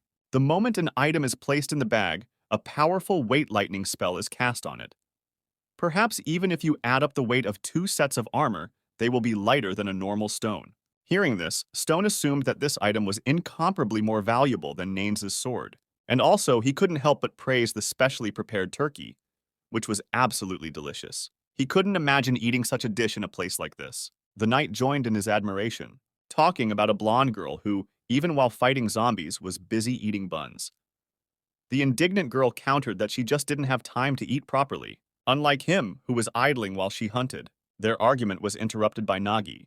It looked like things were about to get started. Ships with zombies on board were approaching their raft. The team was surrounded. Countless vessels were moving right towards them. So this raft really was a trap for adventurers. It is. There's no profit in fighting on it. Agnes knew that. But she sat on it anyway, having no other choice. This is a dungeon. No one is going to help by providing a raft. Even knowing about the trap, the main problem was the number of zombies. There are too many enemies. Only she could fight here. If the girl starts mopping up undead boats, the adventurer's raft will become a target for arrows sooner. Unexpectedly, the courier offered his help. After all, fighting them on the water will be difficult. The best option is to break through them. Tying the sack to the logs, the lad proceeded with his plan. Smiling broadly, he asked everyone to hold on tight. The guys were confused, not knowing what to expect. The courier decided to use his secret skill, which made the bag swell. Climbing up, the guy reached for the rope to loosen it. The ensuing airstrike began to carry the adventurer's raft away at an unprecedented speed. The team members were grabbing at everything they could. The flow was so strong that it looked like magic was involved. The wind whistled in his ears, and the porter had to shout to be heard. There was really no magic at all. He was only squeezing and releasing the air he had saved beforehand. Once leaving his bag in a windy spot, he realized it was possible. And if released all at once, you get roughly what they've already had the opportunity to observe. The archer is a monster pulling the bowstring in his gun, sent an arrow toward the team. The fire was coming from all directions. There were more and more undead. Grasping the end of the rope, the courier let out some more air, which gave the raft an opportunity. Get out of the trap for a while. There was a very unpleasant surprise ahead of them. The path was blocked by a wooden wall. The zombies have managed to set an elaborate trap. If you try hard enough, Agnes can break through it. After gaining enough speed, Nagi unhooked the bag and suggested that the girl act as a team. After all, fire and wind go well together. The blonde armed herself with a sword, and the courier had a sack ready. With their synergy, it was possible to create a powerful fire vortex that tore down everything in its path. The monsters shrouded in flames shrieked angrily, and the impregnable wall, covered with cracks, shattered into little pieces. Bursting through the flames, the raft with the adventurers managed to reach its destination. And at the head of the team was a fearless blonde woman pointing the direction. The broken raft lay by the rocks. Barely getting there, the team started looking around at each other, trying to see if they were okay. The girl recognized the place. They have entered the area of the Fortress of Death. It seems that this is where the boss of this dungeon is located. The underground fortress was located in a crypt. The scale of it was impressive. The team looked around. It seemed too complicated to them, much more complicated than B rank. A normal squad would have failed here for sure. The knight didn't like that their guild always chose the most difficult dungeons. He didn't like the fact that their guild always chose the most difficult dungeons. The blonde didn't share his opinion, because that's why they existed, to take such tasks. Yes, it was too hard for a first dungeon. Mishka thought that it was unusual for Naga to prefer clearing dungeons that others avoided. In fact, the courier did not care what kind of dungeons to go down. After all the difficulties fall on the adventurers. You can't let your guard down here. In places like this, the boss always brings trouble. But fortunately, he decided not to keep the team waiting. The figure sitting on the throne spotted the adventurers and came toward them. The monster didn't like that kind of company, How dare these fools invade his domain? This was the first time the guys had seen the Lich King being in a rank B dungeon. On the other hand, he's magic, and magicians are unpredictable. Agnes spent too much energy going through the whole ordeal alone. That meant only one thing. She needed to get it over with quickly before anything went wrong. Armed with her sword, the girl went on the attack. Jumping up, she was above the king, preparing to deliver her famous blow. The monster stood motionless, watching her. Most undead are dumb zombies that just run at their target. Leech, however, is different. His thirst for knowledge stays with him even after death. He began to understand the meaning of Agnes's actions. Quickly realizing her desperate dash was to protect the allies behind her. He immediately found a solution. The demon seemed to just disappear into thin air. Reappearing from the ceiling, he loomed over the team. It was his magic jump called a blink. The creatures he saw before him seemed rather stupid. Everything around him turned purple. Become my servants. That was the last thing Nagi heard before the blonde screamed. Look out! She shouted. Shrouded in chains, a huge palm hovered over the girl. The courier watched in horror. He realized that they might be facing the worst situation in this dungeon. The darkness consumed Agnes, securely chained. A purple vortex began to rise upward, followed by a pop. The image of a girl appeared out of the dissipating fog. But something was wrong with her. Now she was their enemy, finding himself completely under the king's rule. Naines decided to take matters into his own hands. He ordered Stoneman to take the courier away and run. The best option in this situation, the boys thought, was to run away. None of them would be able to stop Agnes. He was not happy with this arrangement. How can you even talk about escapism? A knight who never turns his back on his enemy! Today's contributions to the story. Agnes 100 points, Nagi 30 points, Stoneman 30 points, Naines 10-point strip penalty. A noble knight who does not turn his back on the enemy. Perhaps it was overly vain, but Naines felt incredibly cool and got a little teary-eyed at how beautifully twisted it was. Even if his opponent turned out to be Agnes, the guy knew she'd already used up a lot of energy. Her famous flame is also slowly going out, and it's no wonder because the girl almost single-handedly cleaned up the dungeon. With her present condition, it seemed possible to him that the idea of that he could handle her even with his bare hands. Suddenly, Nines's face changed. He saw something scary. The girl attacks the knight with unprecedented strength, as if she wasn't exhausted at all. Barely dodging the attack, Nines was surprised by its undying power. Agnes, with the eyes of a soulless killer, threw devastating blows. Naines had to dodge every now and then with all his might. It was a truly hot battle. The knight was about to be fried to a crisp. Trying to anticipate his opponent's next attack, the guy tried to keep track of her movements. A knight does not turn his back on the enemy, shouted Nines at the top of his voice. Pushing off from the surface, the guy tries to dodge the enemy's attacks. He did everything as the Order of Knight promises him. The guy really didn't turn his back. He just started bouncing in the opposite direction of Agnes. Meanwhile, Stoneman and Nagi flee as fast as they can from the throne room. They left the hot spot very quickly indeed. But with the help of his bounce skill, the knight caught up with his friends, even though he was moving exclusively facing the throne room. Bear was surprised to see Naines, as he had been saying that he would fight Agnes. But apparently that was easier said than done. Stoneman even believed the knight at first. But when he saw him turn his back on the undead, he realized that the guy was no match for the girl. If I had Elizabeth Lovest with me, Naines said indignantly. If Grandma had balls, she'd be Grandpa, replied the bear. As they approached the cliff, the group of adventurers looked down. One by one, the undead boats docked at the shore. It seems that all the undead have landed. As a consequence, the group was surrounded. Attempts to count the number of those who had risen from the dead were unsuccessful. In the end, the adventurers faced a dilemma. The outside was full of undead, and inside stands Mrs. Agnes. The girl began to slowly approach her former squad members. Unable to withstand the emotional pressure, the bear began to undertake his strategy. Hitting the ground hard, Stoneman utilized the special skills of a defender. Earthquake. Huge rocks sprouted from the bowels of the earth. Sealing with a wall of stone, the summoned rocks began to shrink over Agnes's head, trying to isolate her. The girl stopped when she smelled something wrong.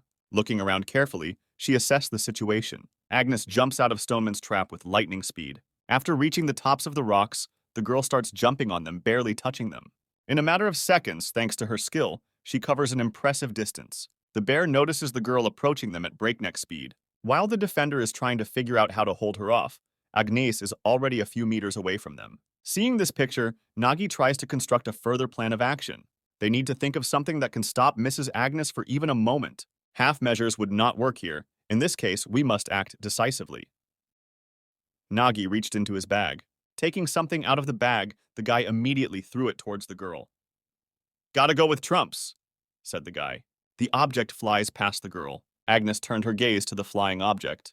It was a decoy trap, a beautifully filled bun. Unable to resist, the girl turned around and flew for the delicious pastries. After catching the bun, Agnes was insanely happy. While Nines was laughing at the top of his lungs, Nagi was very surprised that it worked. Agnes, even under someone else's control, still follows her instincts. Even though the guy has bought some time, it's worth thinking about the next move. They decided to go back to the castle again and find shelter there. After running around a bit, they got inside. The group has made a break for it somewhere in the corridors of the castle. Looks like they've managed to evade pursuit. Looking out the window, Nagi notices that the undead are already climbing the cliff. They're probably going to join the others in the castle. Adventurers try to think of the following actions, although it turns out to be quite difficult. Naines notices that Agnes is getting buffs from Leech. Her mana should have dried up after clearing the dungeon alone. But perhaps because of the Lich's power, her flames had flared up with renewed vigor. If it weren't for that, I wouldn't have gotten on with it, the knight said uncertainly. The bear disagreed with his opinion. The adventurers begin to look around the area where they have stopped. Nines thought they were in some kind of arsenal. He thought so because of the number of weapons around them. No, the gear doesn't look like what the undead use, Nagi said. It was most likely a spoils warehouse. There was no limit to the surprise of the knight and the defender. Monsters with intelligence, like the Lich, sometimes collect items from adventurers they've killed to demonstrate their power. It's probably the same here. Looking at the trophies, Nagi thought that this dungeon was more difficult than his estimated rank. And considering his boss is a Lich, it's no wonder many raids fail here.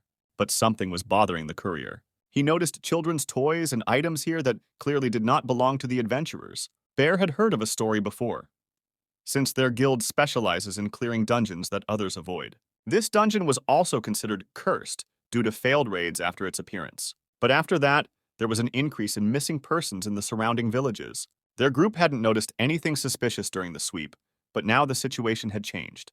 Dungeon abductions? Nagi said in a calm voice. The monsters were going outside the dungeon, and most likely kidnappings. Not even looking at their age. Kidnapping? The knight asked, clenching his teeth angrily. Nines was very angry at what he heard. How could this happen if there was no rift? Couldn't monsters only exist inside the dungeon? Nagi tried to reassure the blonde man, after all. It's just a theory. Dungeon abductions are a rare occurrence. As a rule, monsters do not go outside the dungeon. Without its energy feeding from the outside, they become very weak. Monsters can only leave a dungeon if it is broken, or if it is a so-called outer dungeon. In that case, the only way to test the theory is to kill this Lich, the knight said angrily. Nines promised to wipe out the boss. A knight cannot turn a blind eye to injustice. Again, a silent scene. The adventurers' gazes are directed at Naines. They don't have much faith in his abilities, but they don't say anything out loud. This time it will be different, said the knight, wrapping a blue bandage around his head.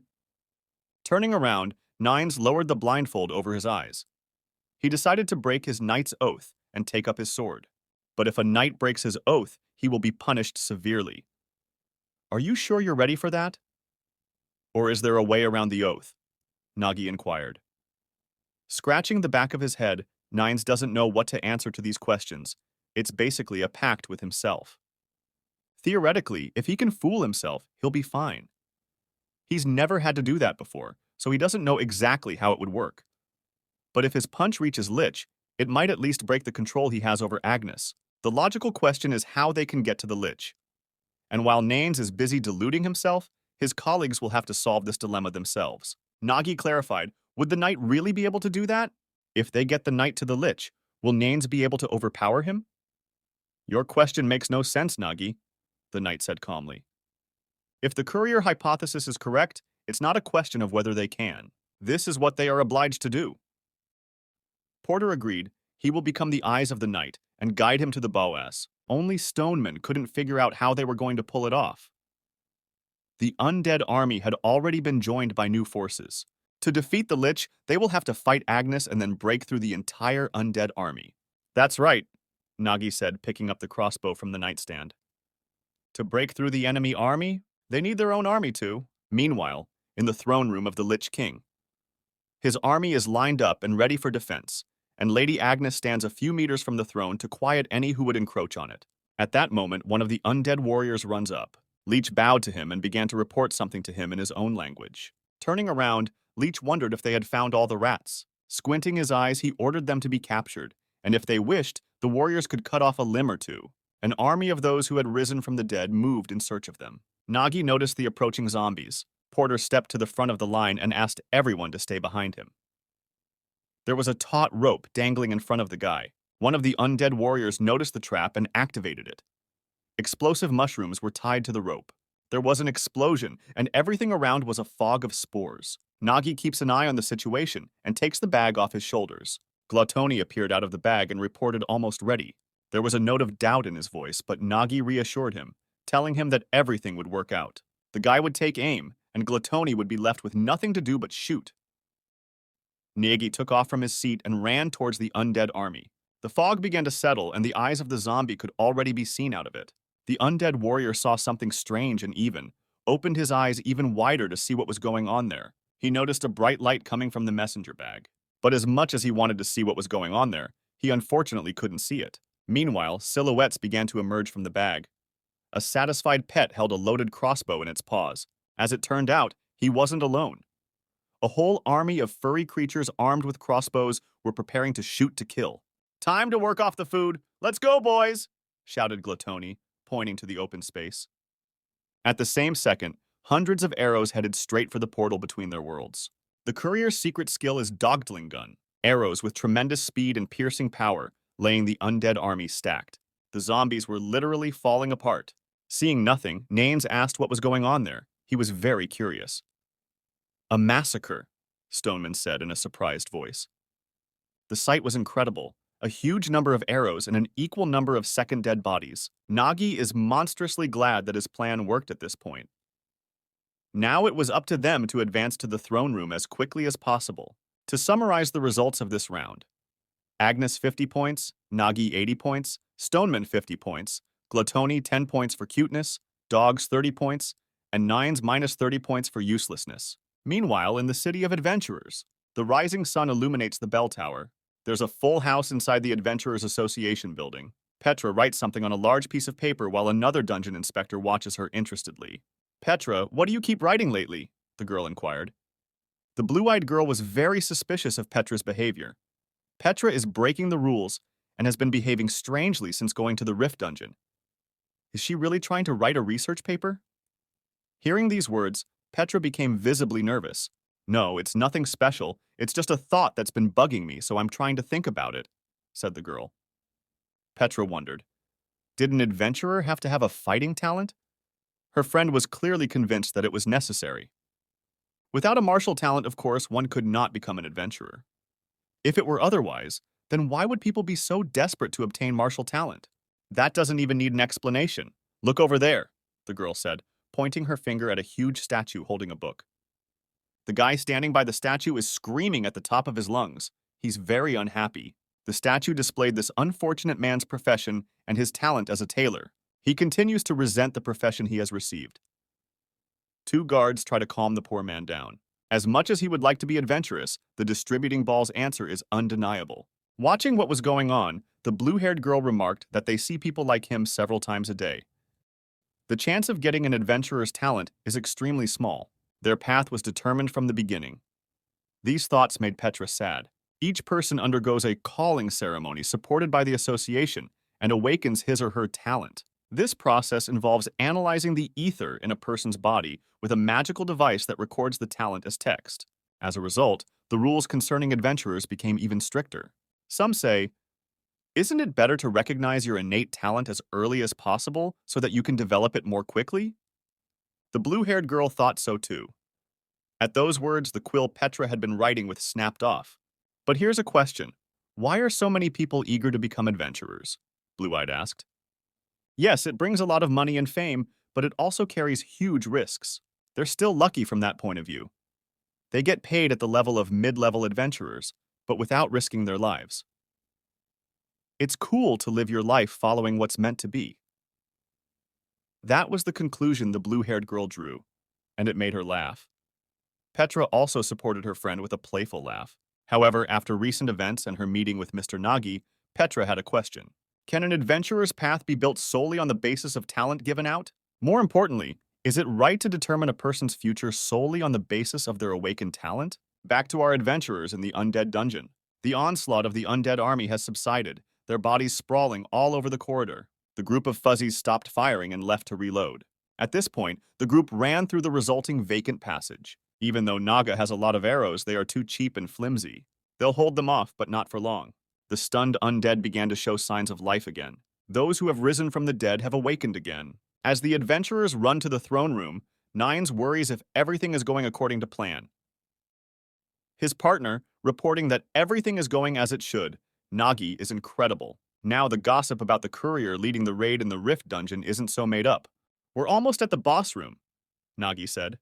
Now the main part begins. Meanwhile, uninvited guests are already waiting in the throne room. Looking out from around the corner, the hunters realize that getting to the boss with so many enemies will be quite problematic. But it seems that the courier has a plan for that too. However, Lich was able to dodge even Madame Agnes's attacks with a blink. So they need to stealthily sneak through the enemies and strike so fast that they don't have time to react. Don't worry, I-9s will deal with him in one blow, shouted the knight. The courier asked him to keep his voice down so as not to attract attention. But it was too late. The undead army was close enough to hear their voices clearly. It seemed there was no time to think of a more detailed plan. We had to act immediately. Slipping his hand into the bag, the guy started pulling something out of it. They had to break through the army of undead blocking the way to reach Lich. They don't need to fight everyone in a row, and the guy pulls a crossbow out of a bag. The courier aimed the weapon at the enemies ahead of him. An explosive mushroom was attached to the loaded arrow. The guy aimed higher and fired a shot at the huge chandelier hanging from the ceiling. The arrow hit the target and the chandelier shook slightly. There was a huge explosion. The chandelier was destroyed. The whole place went black. The courier devised a plan in which it was necessary to deprive his enemies of spotting the adventurers. Undead are monsters that have a more developed sense of smell than sight. If we turn to the famous treatise on the undead dead walking, it describes a case where a man was able to get through an army of undead, using its own scent against it. He just slathered himself with the entrails of the dead and walked through the crowd unimpeded. Now the team has no bodies to cover themselves with, but luckily the messenger bag has long since absorbed the smell of the place. A violent stench began to ooze from the bag, enveloping the adventurers. Although the smell was too nauseating, they had to be patient for a while. After all, thanks to it, the undead couldn't notice them. The adventurers, step by step, advanced toward the Lich. It really works. Walking between them, the zombies didn't feel the presence of strangers at all. "I'm a zombie, let me through, I'm a hungry zombie," mockingly said Stoneman as he walked between the dead. The situation looked pretty tense, but not a single zombie even moved. "Decided to disguise themselves? Crafty rats," King Leech said. "Do they really think their tricks will work in front of the almighty Lich?" Putting out his index finger, Leech began to use some sort of skill. Fire element, fire whirlwind. Lich sent a huge fireball upwards, illuminating everything around him. Looking at his warriors, he did not see any adventurers among them. "Where are those pests?" Leech thought. Hearing the command symbolizing the beginning, Leech looked around. The defender strikes the ground with his fist. In that instant, a stone cliff rose above the army of soulless corpses. Stepping with his foot on the edge of the ledge, the courier surveyed the area from above. "Nine-san, the Lich is right in front of us," Nagi shouted. The knight rushed towards his target. "You're my assholes! You really did it!" chanted Nines in a joyous voice. Mrs. Agnes comes into the courier's sight. The guy throws her a large amount of candy in an attempt to distract her attention. They only get one chance. Nines grabs the hilt of his sword and takes a strong swing, hoping to deal the enemy a single blow. The knight jumps off the cliff and rushes towards the Lich King using the knight skill. The undead king didn't expect such a brazen attack, and tries to use a blink to avoid the blow. But he doesn't have time to use the skill until the end. "Where do you think you're going?" the knight asked. Naines uses the cutting blow. Letting out a wild scream, the knight tensed every muscle in his body to speed up his attack. But something didn't go according to plan. Blondie takes Mistress Agnes's heel right in the jaw. She fought off the knight's attack at what seemed like the last moment. Bear and Porter stood there with their mouths hanging open. They didn't know what was going on. The girl didn't eat more sweets? Looking at the candy, then at the girl, Nagi guessed what was wrong. She's probably just full already. Mrs. Agnes stood in front of the adventurers and held her well-fed belly with her hand. Well, yes, she did eat quite a bit in that time, said Stoneman, looking at the girl. Nagi looks at Nines and asks him to attack again. It's not too late. But the knight doesn't answer. He just shouts relentlessly, "Knight Nines, you have broken your knightly oath and dishonored your honor," said the mysterious form of the girl. Punishment was inevitable, and magical chains bound the knight's body. Looking at the blonde man, the courier realized that the knight was out of the game. The crouched and exhausted knight can't get to his feet. The zombies take advantage of this moment to make an attack on the guy. The defender once again tries to restrain the enemy by all means. He swings his fist once again. Bear called for the stone wall again to ward off the pesky dead from the knight. But watching zombies try to climb vertical smooth surfaces is a treat. Nagi also jumped off the cliff to his fellow party members. Stoneman warned that the barrier would not last more than 5 minutes. Besides, mana is running low. We need to think of something right away. Suddenly, the action shifted to a continued conversation between Petra and her colleague. As Petra said, there were always people without combat talent, but who wanted to become adventurers. Perhaps with rigorous training, they could develop skills comparable to adventurers. But the crucial difference between regulars and adventurers is mana. Only those with martial talent are able to accumulate and refine it in their body. Low-level monsters in dungeons can still be defeated if you train hard. But if facing a strong monster or an inevitable boss without mana, the battle is doomed. Back to Nagi and his band of adventurers. Scattered arrows lie on the carpets of the throne room. How does a person with no mana become an adventurer? Sweep results. Agnes, 60 points, extra points for beating Nanes, Nagi, 70 points, Bear, 20 points, Zombie Smell, 10 points, Nanes, minus 50 points penalty for failing. There was a massive explosion. The exhausted Nanes clenched his teeth. Blondie asks the courier to flee while he and Bear divert the boss's attention. Nagi can't do that and abandon his troop. That's the responsibility of an adventurer. We failed the sweep, so it's our responsibility. You better save yourself, and fast, Nine said smilingly. King Leech laughed at them. He was sorry that all their attempts were for naught. Using the skill, the Lich King created a dark blob of energy. Do they really think that he would let even one rat that dared to enter his palace escape? Stoneman and Nanes sensed the approaching power of a terrible energy. Huge tentacles emerged from the clot. They overtake the group of adventurers with great speed. The knight and the protector fell victim to the flames of hell. The undead king soared above them, spreading his arms out to the sides. "You're not even capable of entertaining me," Leech said. "They're just worms unworthy of his attention." But perhaps he will find a use for them. After all, seeing former comrades kill each other always gives him pleasure. Mistress Agnes bursts into the attack. The flames of her abilities are closing in on the courier. Nagi sees what's going on and tries to think of something. Apparently he has some kind of plan, but he doesn't want to put it into action because of the fact that his enemy is Agnes. Meanwhile, in the huge library, Petra searches for information that interests her. She began to peruse the book she had found. This book is about how a man of talent became an adventurer. Petra sat down comfortably and began to read the manuscript. At the same time, her blue-haired friend found her. The girl wondered why Petra was so hung up on it, even reading books. Adventurer's talent and mana. After all, if you don't have them, you can't be adventurous. Wasn't there enough explanation? That's a fair statement. I used to think so myself. But recently I met someone who made me change my mind, Petra said, clutching the book to her chest. Rasya, do you know how many times in a year dungeon couriers participate in dungeon sweeps? The girl asked her friend. The girl thought a bit and compared the average statistics. If you work hard, it's a maximum of 2, 3 times a week. In a year, it comes out a little more than 100 times. And that was indeed true, usually around 100 dungeon trips, and on rare occasions a little over 150. But according to guild records, there is one person who participates in sweeps over 300 times a year. Raja was shocked that there was such a person. Whether he could even be called a human being. He probably doesn't even rest. Here the blue-haired girl hesitated. Even if it's a courier, if he's so persistent in the sweeps, he's either insanely obsessed with money, either hates dungeons to the point of insanity. Back to Nagi, who blocks the enemy's attack. The courier, armed with a sword, tries to parry the attacks of Mistress Agnes. Her attacks are so crushing that even swords are destroyed in a single blow.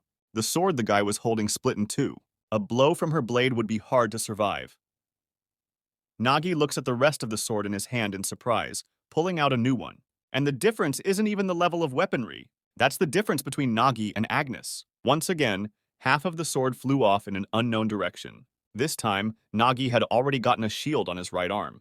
He pins his shield on one arm and with the other, pulls out another sword again.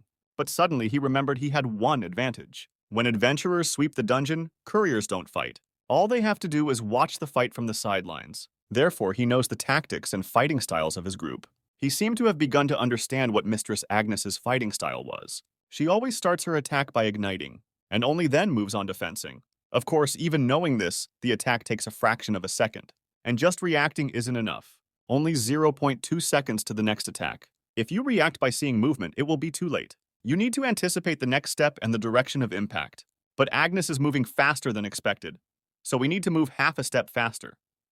But that's likely to be the limit of the courier's reaction. In that sense, you should thank that guy. After the first strike, the courier at least roughly realized how fast the mithril-ranked people moved. But that alone is not enough. Nagi realizes that if he continues to only fight back, he won't be able to change the situation. There are only two ways for him to get out of this. The guy goes on the attack. The first is to kill the lich who cast the subjugation spell. The second is to strike Mistress Agnes with such force that she passes out. Now Naga has no choice but to go all in. If we can attack her even once. An axe for starters. Ordinary swords melted after a single blow. The courier tests the heavy axe, but Agnes also cuts it without difficulty. Whatever it is, it shatters like soft cheese in front of the mana flames. Nagi jumps back and readies a new weapon from her bag. This time we'll check the spear. Maybe we can take advantage of the range advantage. At the same second, a stream of flames rushed towards the guy. The courier barely dodged the attack. In front of this breath that spews magic, distance is meaningless. But there's nothing left to do but try until it works. "Gluttony, throw me all the weapons you have in your bag," shouted Nagi. The creature immediately began to carry out its master's orders. An odd number of swords and daggers flew into the air. Clutching one sword and one dagger, the Nagi became practically a gladiator. The courier makes a new attack on Mrs. Agnes, but all the blades were cut. The double sword attack fails. Nagi throws out the remnants and starts spinning like a spinner. With his right hand, he grabs the embedded dagger. With a tremendous swing, he fends off the girl's attack. Scalding flames swirl in the air. A tango of fire and steel tornado swirls over Agnes. Nagi is at the epicenter of the action. The guy spins another pirouette in the air. Again, the attack with two slashes. Suddenly, something incredible happens. Agnes's sword also takes a huge damage, causing cracks to appear on it. Not only the guy's weapons are affected by the destruction, Mrs. Agnes's weapons are also overheated and severely damaged. Nagi realizes he's missing quite a bit. The boy is once again rushing headlong into the attack. He grabs another nearby sword. Jerk and punch. Again, the sound of groaning swords. Another shot. Nagi is on a roll. Just need a little more. Views full of determination and unquestionableness. Just a little bit and it'll be over. The scraping of metal and the scalding smell of red-hot steel filled the throne room. It's a battle of born talent and the genius of the moment. Mistress Agnes puts an incredible amount of mana into each strike. The girl uses the skill Fire Flower, Blossom. Nagi is on fire in the literal sense of the word. That's the limit as to which will break first, Agnes's sword or Naga's body. The girl attacks again. Nagi is almost completely exhausted. He sees the attack but doesn't seem to be able to dodge it in time. With a strong leg kick, Agnes sends the courier flying. The guy's making a very unhealthy sound. The Lich King's ugly laughter echoed through the hall. He had not expected such entertainment. Hitherto, the adventurers who had come to him had been but contemptible worms. "But you are worthy of my dungeon. Join me, share your power, and then it will consume not only this place, but the entire kingdom," thundered the King of the Dead. "Thanks to you, my dungeon will become stronger. Thanks to you, my kingdom will rise again from the ruins," Lich shouted. Many broken swords are scattered around the throne room. Nagi bleeding kneels before the royal throne. "The monster that is about to leave the dungeon and start an invasion is too dangerous," said the courier, looking at the king. "He will not let him come out at any cost. All monsters must die inside the fucking dungeon just like that." "Gluttony, how many guns are left?" the boy asked. And there was only one sword left. One sword, one shot, one last shot. The guy starts thinking of a plan. His eyes are slowly closing. He has no other choice. He closed his eyes and continued to stand still.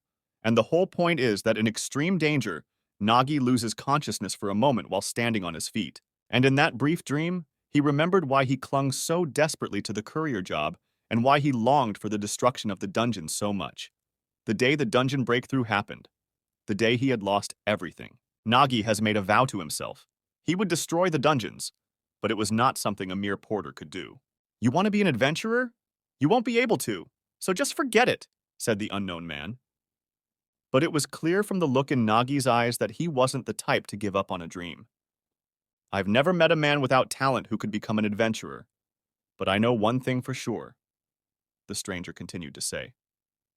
Adventurers defeat monsters, and if you become someone who can defeat the adventurers themselves, perhaps you can become whatever you want, muttered the man sitting on a rock. It's not going to be easy, probably almost impossible. Even if a guy devoted his whole life to it, it would still be hard. But if there was at least one way? The man started pulling his sword out of its sheath. That one way is to take one single battle art to its absolute limit. If one practiced haphazardly, improving a little at a time, one would never reach the level of an adventurer.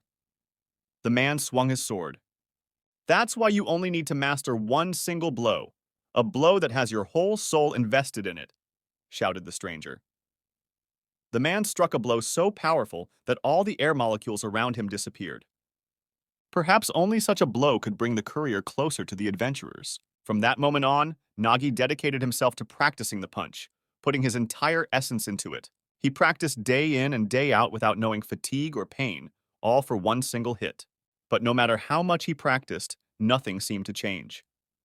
It was as if he had run into an impregnable wall that prevented him from achieving what he wanted. But despite that, he didn't stop practicing, and perhaps that was why, even in his clouded consciousness, his body moved on its own. It all started with the sword being returned to its scabbard. Although Nagi didn't have a sheath, but he did have a pouch. Be proud of this! I grant you the ability to shed your weak body and gain the flesh of an immortal, shouted the Lich. Mistress Agnes seeks to fulfill the will of the Lich King and do away with the courier. If you don't have talent, you can't become adventurous. If you can't control mana, you can't kill a monster. Sticking the sword out of the pouch, the boy hesitated. Do I care in any way? He thought. The sword began to glow a bright blue color. A crazy stare into the void, the boy strikes with the same sword strike he has practiced his whole life. The wave from his attack stretches across the entire throne room. His attack shattered Agnes's sword, and the shockwave headed towards the Lich King. In an instant, the wave had reached its destination. The gaze of the King of the Dead continued to watch what was happening. The view from his eyes began to gradually change until it turned 90 degrees. The King of the Dead became truly dead. His head fell to the floor of the throne room. That day, Nagi didn't realize what he had done. But his sword had cut through the chasm that divided adventurers and non-mana-wielding humans, and subsequently his fighting style was named. A sword art that reveals the limits of the Azrahan quicksword weapon, or simply draw. The dungeons were multiplying. The speed of their emergence was such that weak humanity could not stop the process. The kingdoms of this world were on the verge of destruction due to countless dungeons springing up everywhere. But at this point, humanity awakened to the power of ether, or mana, in response to the growing number of dungeons. That's how the adventurers who started mopping up these dungeons came to be. Some say, the division into adventurers and ordinary people is not discrimination, but a necessity to protect ordinary people. Rasya tells me that there were those who could not accept this fact and set out to mop up the dungeons without the talent of an adventurer. What do you think became of them? The answer is obvious. They all died. Remember, as harsh as it sounds, the system that separates people based on talent is there for their own protection. That's certainly true, but still, even though it sounds illogical, and in places it sounds like nonsense, the day the dungeon rift was breached, they met Mrs. Agnes, Naga's gaze fixed on the adventurer. It was like he was screaming about his desire to be an adventurer. So Petra leaves these words, hoping that the talent, not the only thing that defines an adventurer. Back in the dungeon, where Nagi and Mrs. Agnes are facing each other, Mistress Agnes holds her blade in her hand and can't understand how this happened. Did Mr. Nagi really do it? The boy fixed his gaze on the throne.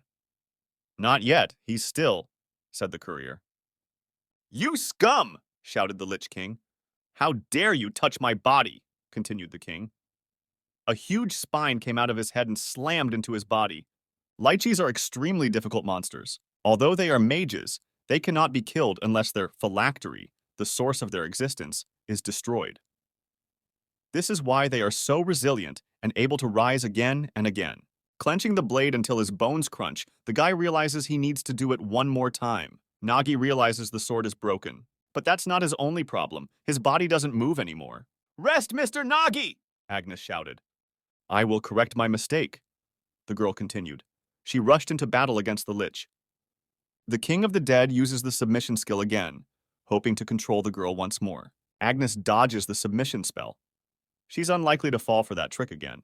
There are only two ways to end the lich. The first is to find and destroy the carefully hidden phylactery. The second is to exhaust the lich until all the life contained in the phylactery runs out. "It's no use, I'm immortal," said the lich, looking at the paltry attempts to destroy him. But Mrs. Agnes doesn't think so. He wrapped his magic around her body to subdue her. But that only exposed his weakness. It only showed his true vulnerability. The girl was able to follow the flow of magic. While her essence was restrained inside her subconscious, she had plenty of time. She could trace the streams of magic, their end and their beginning.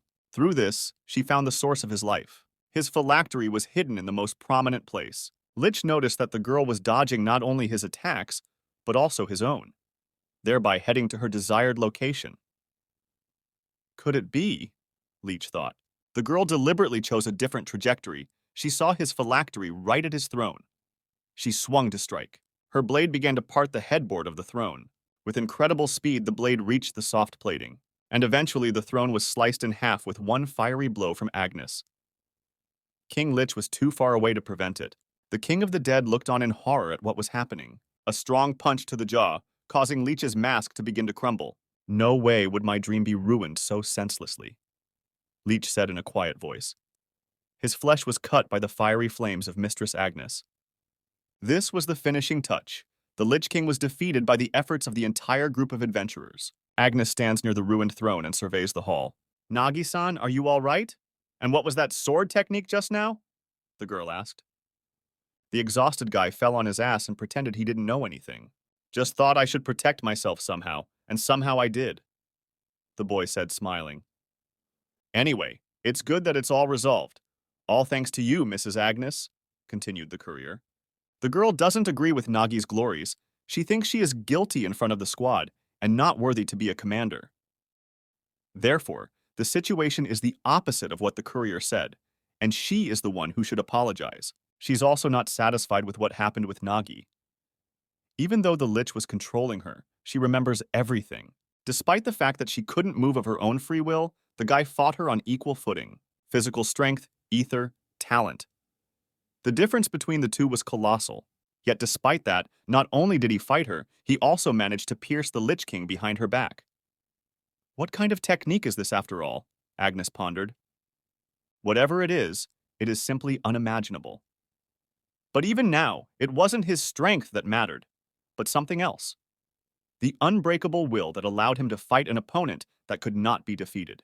"Remember, Agnes," said the man, "our guild? No, the world doesn't need adventurers with great power. It needs adventurers with an unbreakable will," he continued.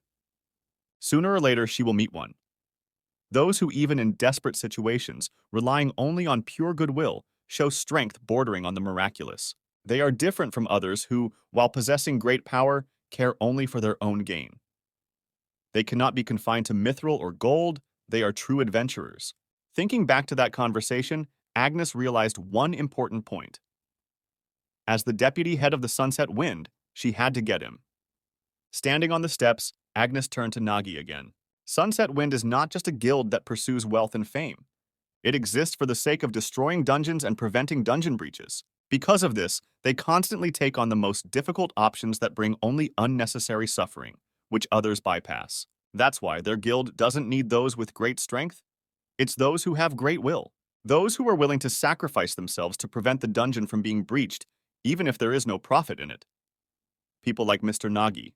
Mrs. Agnes finished her speech and held out her hand to Nagi. "Won't you join our guild?" Agnes said with a smile as she turned to the courier. "It is you that the Sunset Wind needs," asserted the girl. The guy was shocked. A guild that protects the world from dungeon breakthroughs. He had always wished that such a guild existed, but at that moment she didn't exist. If she had existed, then this wouldn't have happened. "You came," the man said. But it was too late. The entire city was destroyed and engulfed in flames. The lives of hundreds of people were lost forever. Such a sight made the guy unable to contain his emotions. Maybe that's what he wanted to change. Maybe that's what he wants to do. He reaches out his hand to Agnes's hand. "If you're serious about this, let's try it. Let's try to stop the dungeon breakouts," the guy said. "Welcome to Sunset Wind, Nagi," Miss Agnes said with great joy. A huge bubble inflated on the sleeping stoneman's nose. As soon as the bubble burst, the bear opened its eyes. The defender began to rise sharply to his feet. The expression on his face was indescribable. He looked at Nagi and Agnes and wondered what had happened while he was out. The confused defender began to assess the situation and try to figure out how everything happened. He thought that Agnes had freed herself from the subjugation spell on her own and defeated the Lich. As expected of Mistress Agnes, she was simply incredible.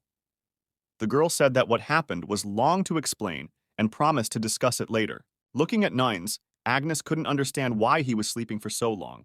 After all, he hadn't done anything. The knight barely opened his eyes upon hearing the conversations. He was surprised to see Agnes. The blonde man shouted loudly. The knight grabbed the girl's arm. "I will remove your submission!"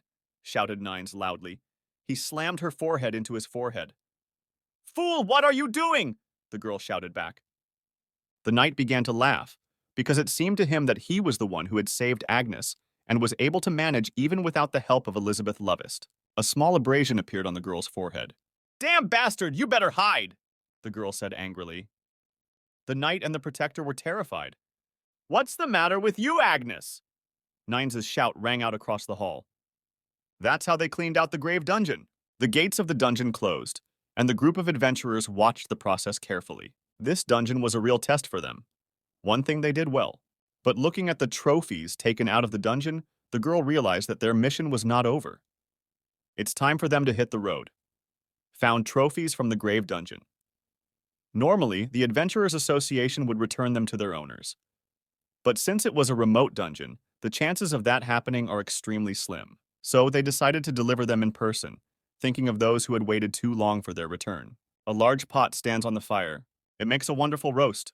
A gray-haired woman makes a lovely dinner. She piles the food into a deep plate. A very sad picture, two elderly people eating lunch at a table that is set for 3 people. But no one touched the third serving. Suddenly, a familiar hand knocked on the door. The couple was surprised because they weren't expecting guests. When they opened the door, they saw a guy on the doorstep holding a teddy bear they knew well. Tears rolled in the eyes of a mother who had lost her child a long time ago. She fell to the ground sobbing profusely. Looking at it, you can't help but realize that in some ways it's much harder than mopping up dungeons. But it's necessary. Some time passed, and the adventurers handed over all the belongings that belonged to the people of this village. As for the items that belong to the adventurers, they have guild seals on them, so they can be given to the association. Agnes began to tell them that some might consider it unnecessary, but in their guild, they consider such actions part of the dungeon sweep and an adventurer's duty. Nagi was pleasantly surprised to hear such a thing after all. He's a pretty soulful person too. He met with the families of those who had been taken by the dungeon. They made another plate for lunch every day, because they didn't know when that man would return. In fact, there is another side to the coin. It's hard to say if the adventurers did the right thing by giving these things to the families, because even if it's true, they might just be taking away people's last hope. "No, that's better," said Agnes. "And what do you think, my viewers? Write your opinion in the comments." They're in pain now, of course, but waiting endlessly would be even worse. Surely they realize that too, Agnes summarized. Nagi was surprised at this inference. The knight was concerned with another question: why the Lich was kidnapping not only adventurers, but ordinary people as well. Some say that dungeons get stronger when they kill people, and if it's a tomb dungeon, even more so. But as Nine said, there are too many unexplained things here. At the moment of his death, Agnes clearly saw a strange situation. The Lich was crying. But after that, he also uttered an even stranger phrase: "Forgive me, Creator." This was a name that no adventurer of this world would ever utter. Why did he call it? After all, this dungeon was also an anomaly. No, anomalies don't just happen here. Dungeons are acting strangely more and more often. It's like there's a huge storm coming.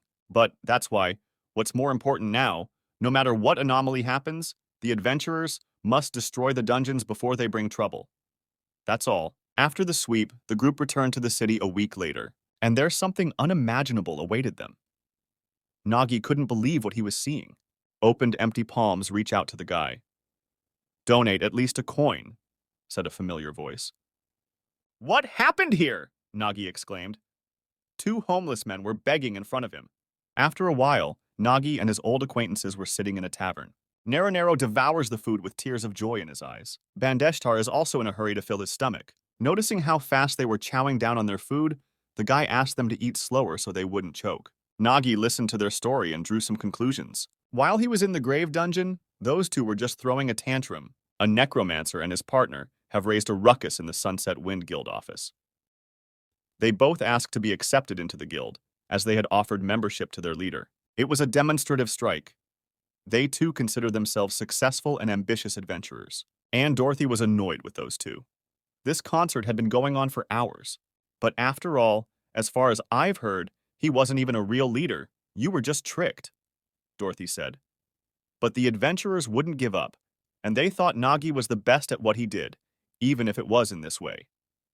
Rubbing her forehead, the girl realized there was no way to negotiate with them. Suddenly, the girl had a great idea on how to get rid of the annoying couple. She offered to give them an entrance test. Nero and Bandeshtar suddenly fell silent. What, scared? The guild treasurer asked. The necromancer and the fighter cheered enthusiastically. This was exactly what they were looking for. Closing her eyes, the girl came up with a very cunning plan. Your task will be to collect 5,000 gold coins, said Dorothy with a satisfied face. The couple was confused, but they bravely accepted the challenge. They pulled out their savings, but even if they put it together, it would barely be 500 gold. The only task they are given is to catch vermin in the sewers, and the reward is only 30 gold pieces. They were annoyed by the circumstances, because at this rate they would not be able to collect so many coins before retirement. Need money? The mysterious person asked. Dreaming of getting rich quick? He continued.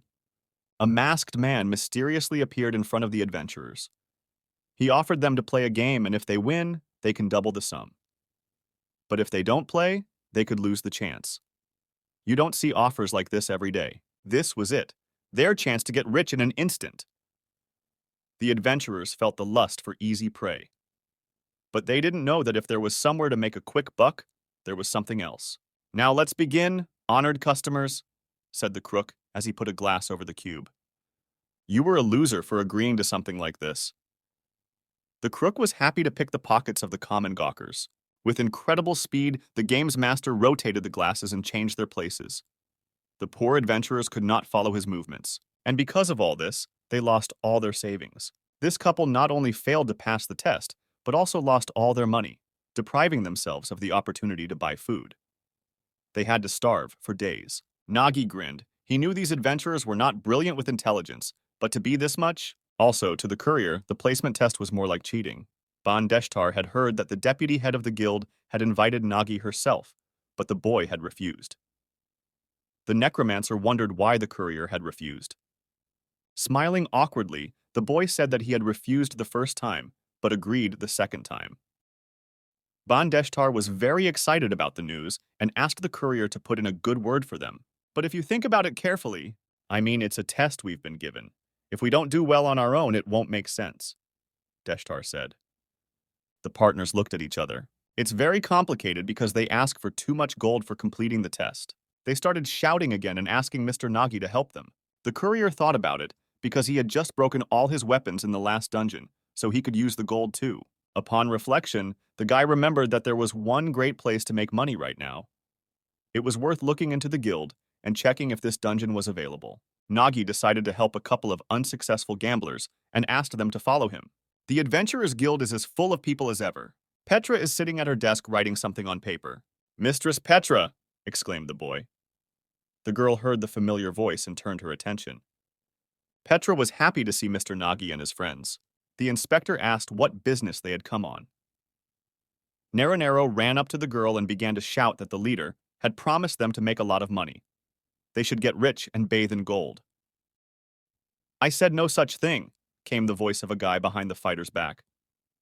The courier shared that they want to go to the dungeon. He wants to look at the list of available locations, but Petra says no, because he is forbidden to go on a sweep by the rules of adventurers. But then it dawned on the girl, earnings and dungeons. Petra jumped up from her chair and asked with great enthusiasm, You mean that dungeon, don't you, Nagi-san? Her blue-haired partner was shocked. After a while, the wagon rushes along the rails at high speed. The engineering marvel is headed into the bowels of the cave. Bun is very scared and screams at the top of his voice. A group of adventurers attached the courier's bag to the wagon and used its compressed air system. It was almost a roller coaster ride. While Nagi enjoys the process, Ban and Naranero try to control their fear. The necromancer noted that last time the dungeon went higher and higher, but now they were only going down. Nagi explained that there was nothing left on the surface, so they had to go deeper. They had almost arrived at their destination. They are greeted by a small passage with a very bright light. The bowels are, at first glance, a huge cavern of bright blue. Looking around, the group does not observe any monsters, though it would seem... It should be this dungeon has already been cleared, Nagi said. There was a look of puzzlement on the faces of his friends. Miner's Dungeon. Also known as the Gold Rush, this place is full of ore veins, so it is considered the most profitable for making money. And thanks to its special nature, even after clearing it, it does not disappear, allowing you to extract resources. This dungeon is usually taken by guilds, completely mopping up monsters, and then they hire miners who do resource extraction. Simply put, this miner's dungeon has now been looted and is just an empty cave without much of value. But it's different with the subsurface. The ore in the deepest layer is often left untouched because the cost of transporting it exceeds the possible profit. Nagi turned to the side and asked the group members to pay attention in the same direction. That's their target, huge chunks of untouched ore. D-rank miner's dungeon. Naranero was shocked at the amount of ore. Good, the minerals are of excellent quality, we can begin, said the courier, removing his bag. The bag falls to the ground with a thud. This is where it truly reveals its value. It completely solves the transportation problem. So, if everyone is clear, we're going to get started, the guy said with a smile. Let's start digging, he continued, holding up the prepared pickaxe. The necromancer and the fighter, with all their looks, showed that they weren't prepared for this. But they have no choice but to pick up a pickaxe and get down to business. That's what they've been doing for the past few days. Ban and Naranero don't understand why this is all they always do in dungeons. They should have given them a chance to fight monsters for once. Wiping the sweat from his forehead, the guy exhaled heavily. He used to do it quite often. He feels like he's already weaned himself off of it, having only been digging for a few hours and already tired. But it's probably something else. That sword fight was too exhausting after all. His body still hadn't fully recovered. What kind of blow would that be? He gave it his best shot, a punch that had incredible power comparable to an adventurer's talent. The guy really wanted to make this punch his secret technique. Suddenly, Gluttony came out of the bag and called out to the guy. You came here for the smell of minerals, didn't you, Gluttony? If we look, we can probably find magic stones. You can eat as much as you want, Nagi said. Gluttony was glad for such an offer, but that wasn't the only thing he wanted.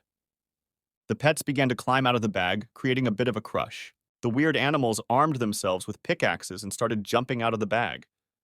Looks like these guys want to help. Gluttony, with a serious face, raised his miner's helmet above his head. Those ore deposits, let's blow them all away, said the pet. Gluttony shouted a command to everyone. Full assembly! All the fuzzies set to work. Leave nothing behind. With that attitude, they are ready to clean the entire dungeon, while alone, chipping away at chunks of precious ore.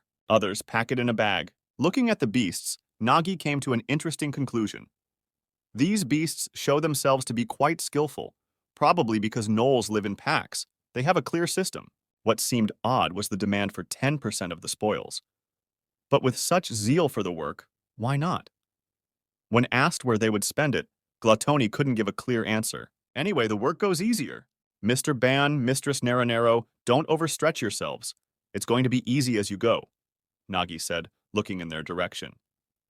It seemed like Nagi had just said something unnecessary. There are forbidden words in dungeons.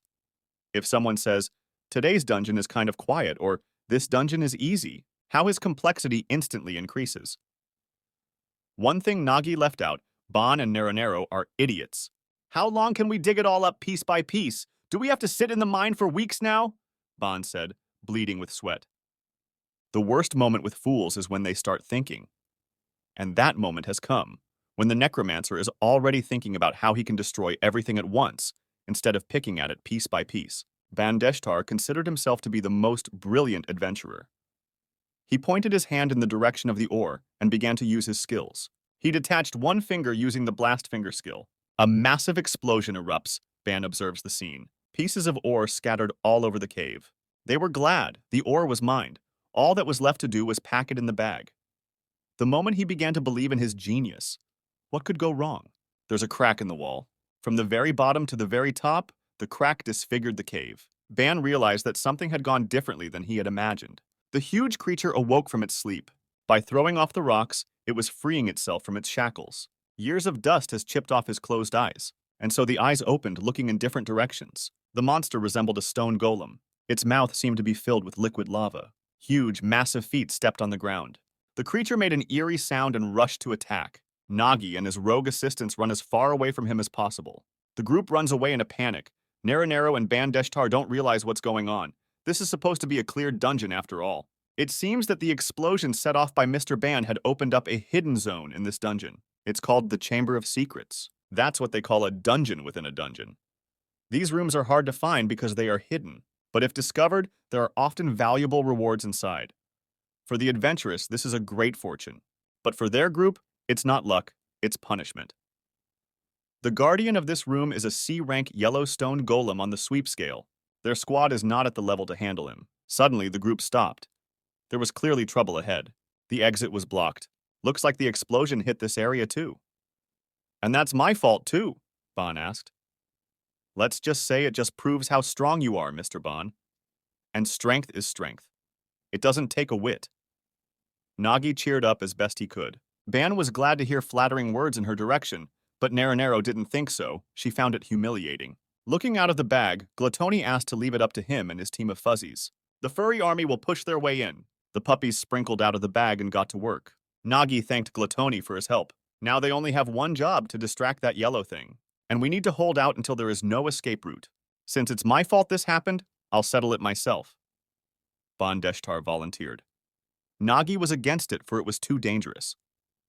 The concentration of ether in this mine is too high. If the explosion causes a chain reaction, the consequences will be unpredictable. If there is a chain explosion, the entire dungeon could collapse, and then they will definitely not be able to escape. Based on these findings, Ban was banned from using explosive fingers. But what happens if you take that skill away from a necromancer?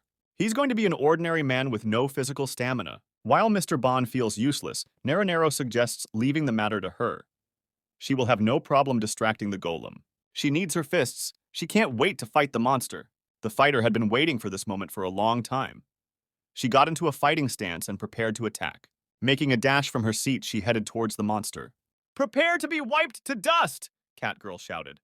Nagi asked to be careful because golems have an advantage against fighters. Jumping higher and swinging her foot, the girl approached the monster. Fighter takes a solid leg kick right to the head of golem. A sharp pain that made Naranero stop feeling so confident. "It's too hard!" The girl screamed in pain. She almost broke her leg. For some reason, it is Mr. Bon who is being chased by the golem, while Naranero rubs the site of the bruise. Nagi asks the girl if she possesses any special talent. "My talents are athletic skills and flexibility," Naranero said. Hearing their conversation, Bun started yelling about how it wasn't a talent. "Leader, Naranero has been known since her training to have no talents at all," Bon shouted, continuing to run away from the golem. "It's a shame. If they had the right talent, we could have found a way to utilize it. Talent. In order for an adventurer to reach their potential 100%, they need a talent or a skill. For example, Mrs. Agnes's flame or Mr. Ban's finger blast. But there's nothing wrong with it, really. Her physical abilities are commensurate with her talent level, but it's still no use. In the end, there's only one hope left. To use the same sword technique. He starts rummaging through his bag, looking for the only weapon he has left. That weapon he found in the tomb dungeon. Some kind of artifact. Looking at this sword, a group of adventurers tried to find a use for it. Some considered it not expensive, but very useful. And someone, on the contrary, very valuable and offered to sell it and share the profit. Nines was delighted with the black color. He was already dreaming of hanging it on his belt. "I certainly don't mean to imply anything," Mrs. Agnes said. "But is some useless bum who has done nothing at all in this dungeon going to claim it?" the girl asked. Stoneman tried to explain to Naines that he couldn't use any other weapon than the Elizabeth Lovest after all. But the knight did not listen to him. He was enchanted by such a specimen. Examining the sword, Mistress Agnes offered her own suggestion. She held out this artifact to Nagi-san. "Too many weapons were broken during that sweep," Agnes said, smiling. "Even if it's a low-level artifact, by its very nature, it's still meant for adventurers. Rare class artifact number 444, Sword of the Dead. Gades." It was incomparable to the store blades he had used before. If we combine the power of this artifact and that technique, the golem might be able to shatter. The main problem is time. This sword style requires high concentration and long training. Nagi asks Naronero and Bomb for help. He asks them to divert the golem's attention. There may be one way to destroy it. "You can count on me!" shouted Naronero. This order they are ready to fulfill, even with their eyes closed. But of course you should not close your eyes. If the golem hits, it will crush them into dust. The fighter rushes back into the attack and approaches the golem. The girl realizes she can't cut through his defenses. Yellow Golem swings his arm. He's trying to land strikes on Naronero, but the girl is very agile and has no trouble dodging. May can't hit him, but he can't hit her either. His movements are very slow and unhurried. The monster tries again to grab the girl with its huge arms. The fighter notices the monster's attempt at another attack. Meanwhile, Nagi returns the sword to its scabbard. He assumes the same pose as last time. The boy closed his eyes to concentrate. The girl dodges the monster's attack again. She bounces on it like it's a playground. This cat and mouse game is clearly not to the stone golem's liking. He tries to come up with another plan to crush the adventurers. The girl realizes that if she can't even just distract the golem, what right does she have to call herself an adventurer? Mr. Bandeshtar notices a spontaneous golem attack that hits Naronero. He looks in his direction with horror. "She's in a hurry again, just like during guild training," thought the boy. Ban looked at Nagi and asked him to do something urgently. But he heard no answer, the courier continuing his concentration. With a slow motion of his hand, he begins to pull the blade out of the pouch. The spontaneous strike still missed its target and the girl dodged. Her gaze is full of strength and determination. She remembered the old days when she was still in school. The nasty smirks of her classmates, their stupid jokes, all because she had no talent whatsoever. Also, no one considered her because she's from the Beastmen. But her ambition to become an outstanding adventurer always took precedence. She was always trying to prove it. And she will! Meanwhile, the blade began to emit a blue light. The glow grew stronger and stronger. It worked. Nagi opened his eyes. I guess he's ready. It's that feeling, the feeling that he can cut through anything. Mr. Ban is nervous and asks to wait. "Naronero!" shouted Bandeshtar. The girl got very confused and lost her concentration. A huge yellow golem hand approaches her. The fighter turned around and saw the nightmare for what it was. Nagi doesn't hesitate another second. He saw an imminent threat over Naronero, but it was too late. The impact was very strong, and the girl flew a great distance away. There's nothing else holding back Nagi-san's attack. Guy is fixing his position on the ground, pulls a sword out of his bag. He's swinging with all his might. Incredibly, he was able to do it again. He used his secret draw skill. I was more worried about him than me. The shockwave is approaching the yellow golem. She catches up with his muzzle. There's a huge explosion. Dust covers everything. You can't see anything. A blue glow filled the bowels of the cave. Mr. Ban is delighted and horrified at the same time. He looks at Nagi-san and asks what it was. "This golem, Bun began to say. Nagi looked at Ban in horror. Was there more to come? "You've beaten him," Mr. Ban said cheerfully. Pet the cat.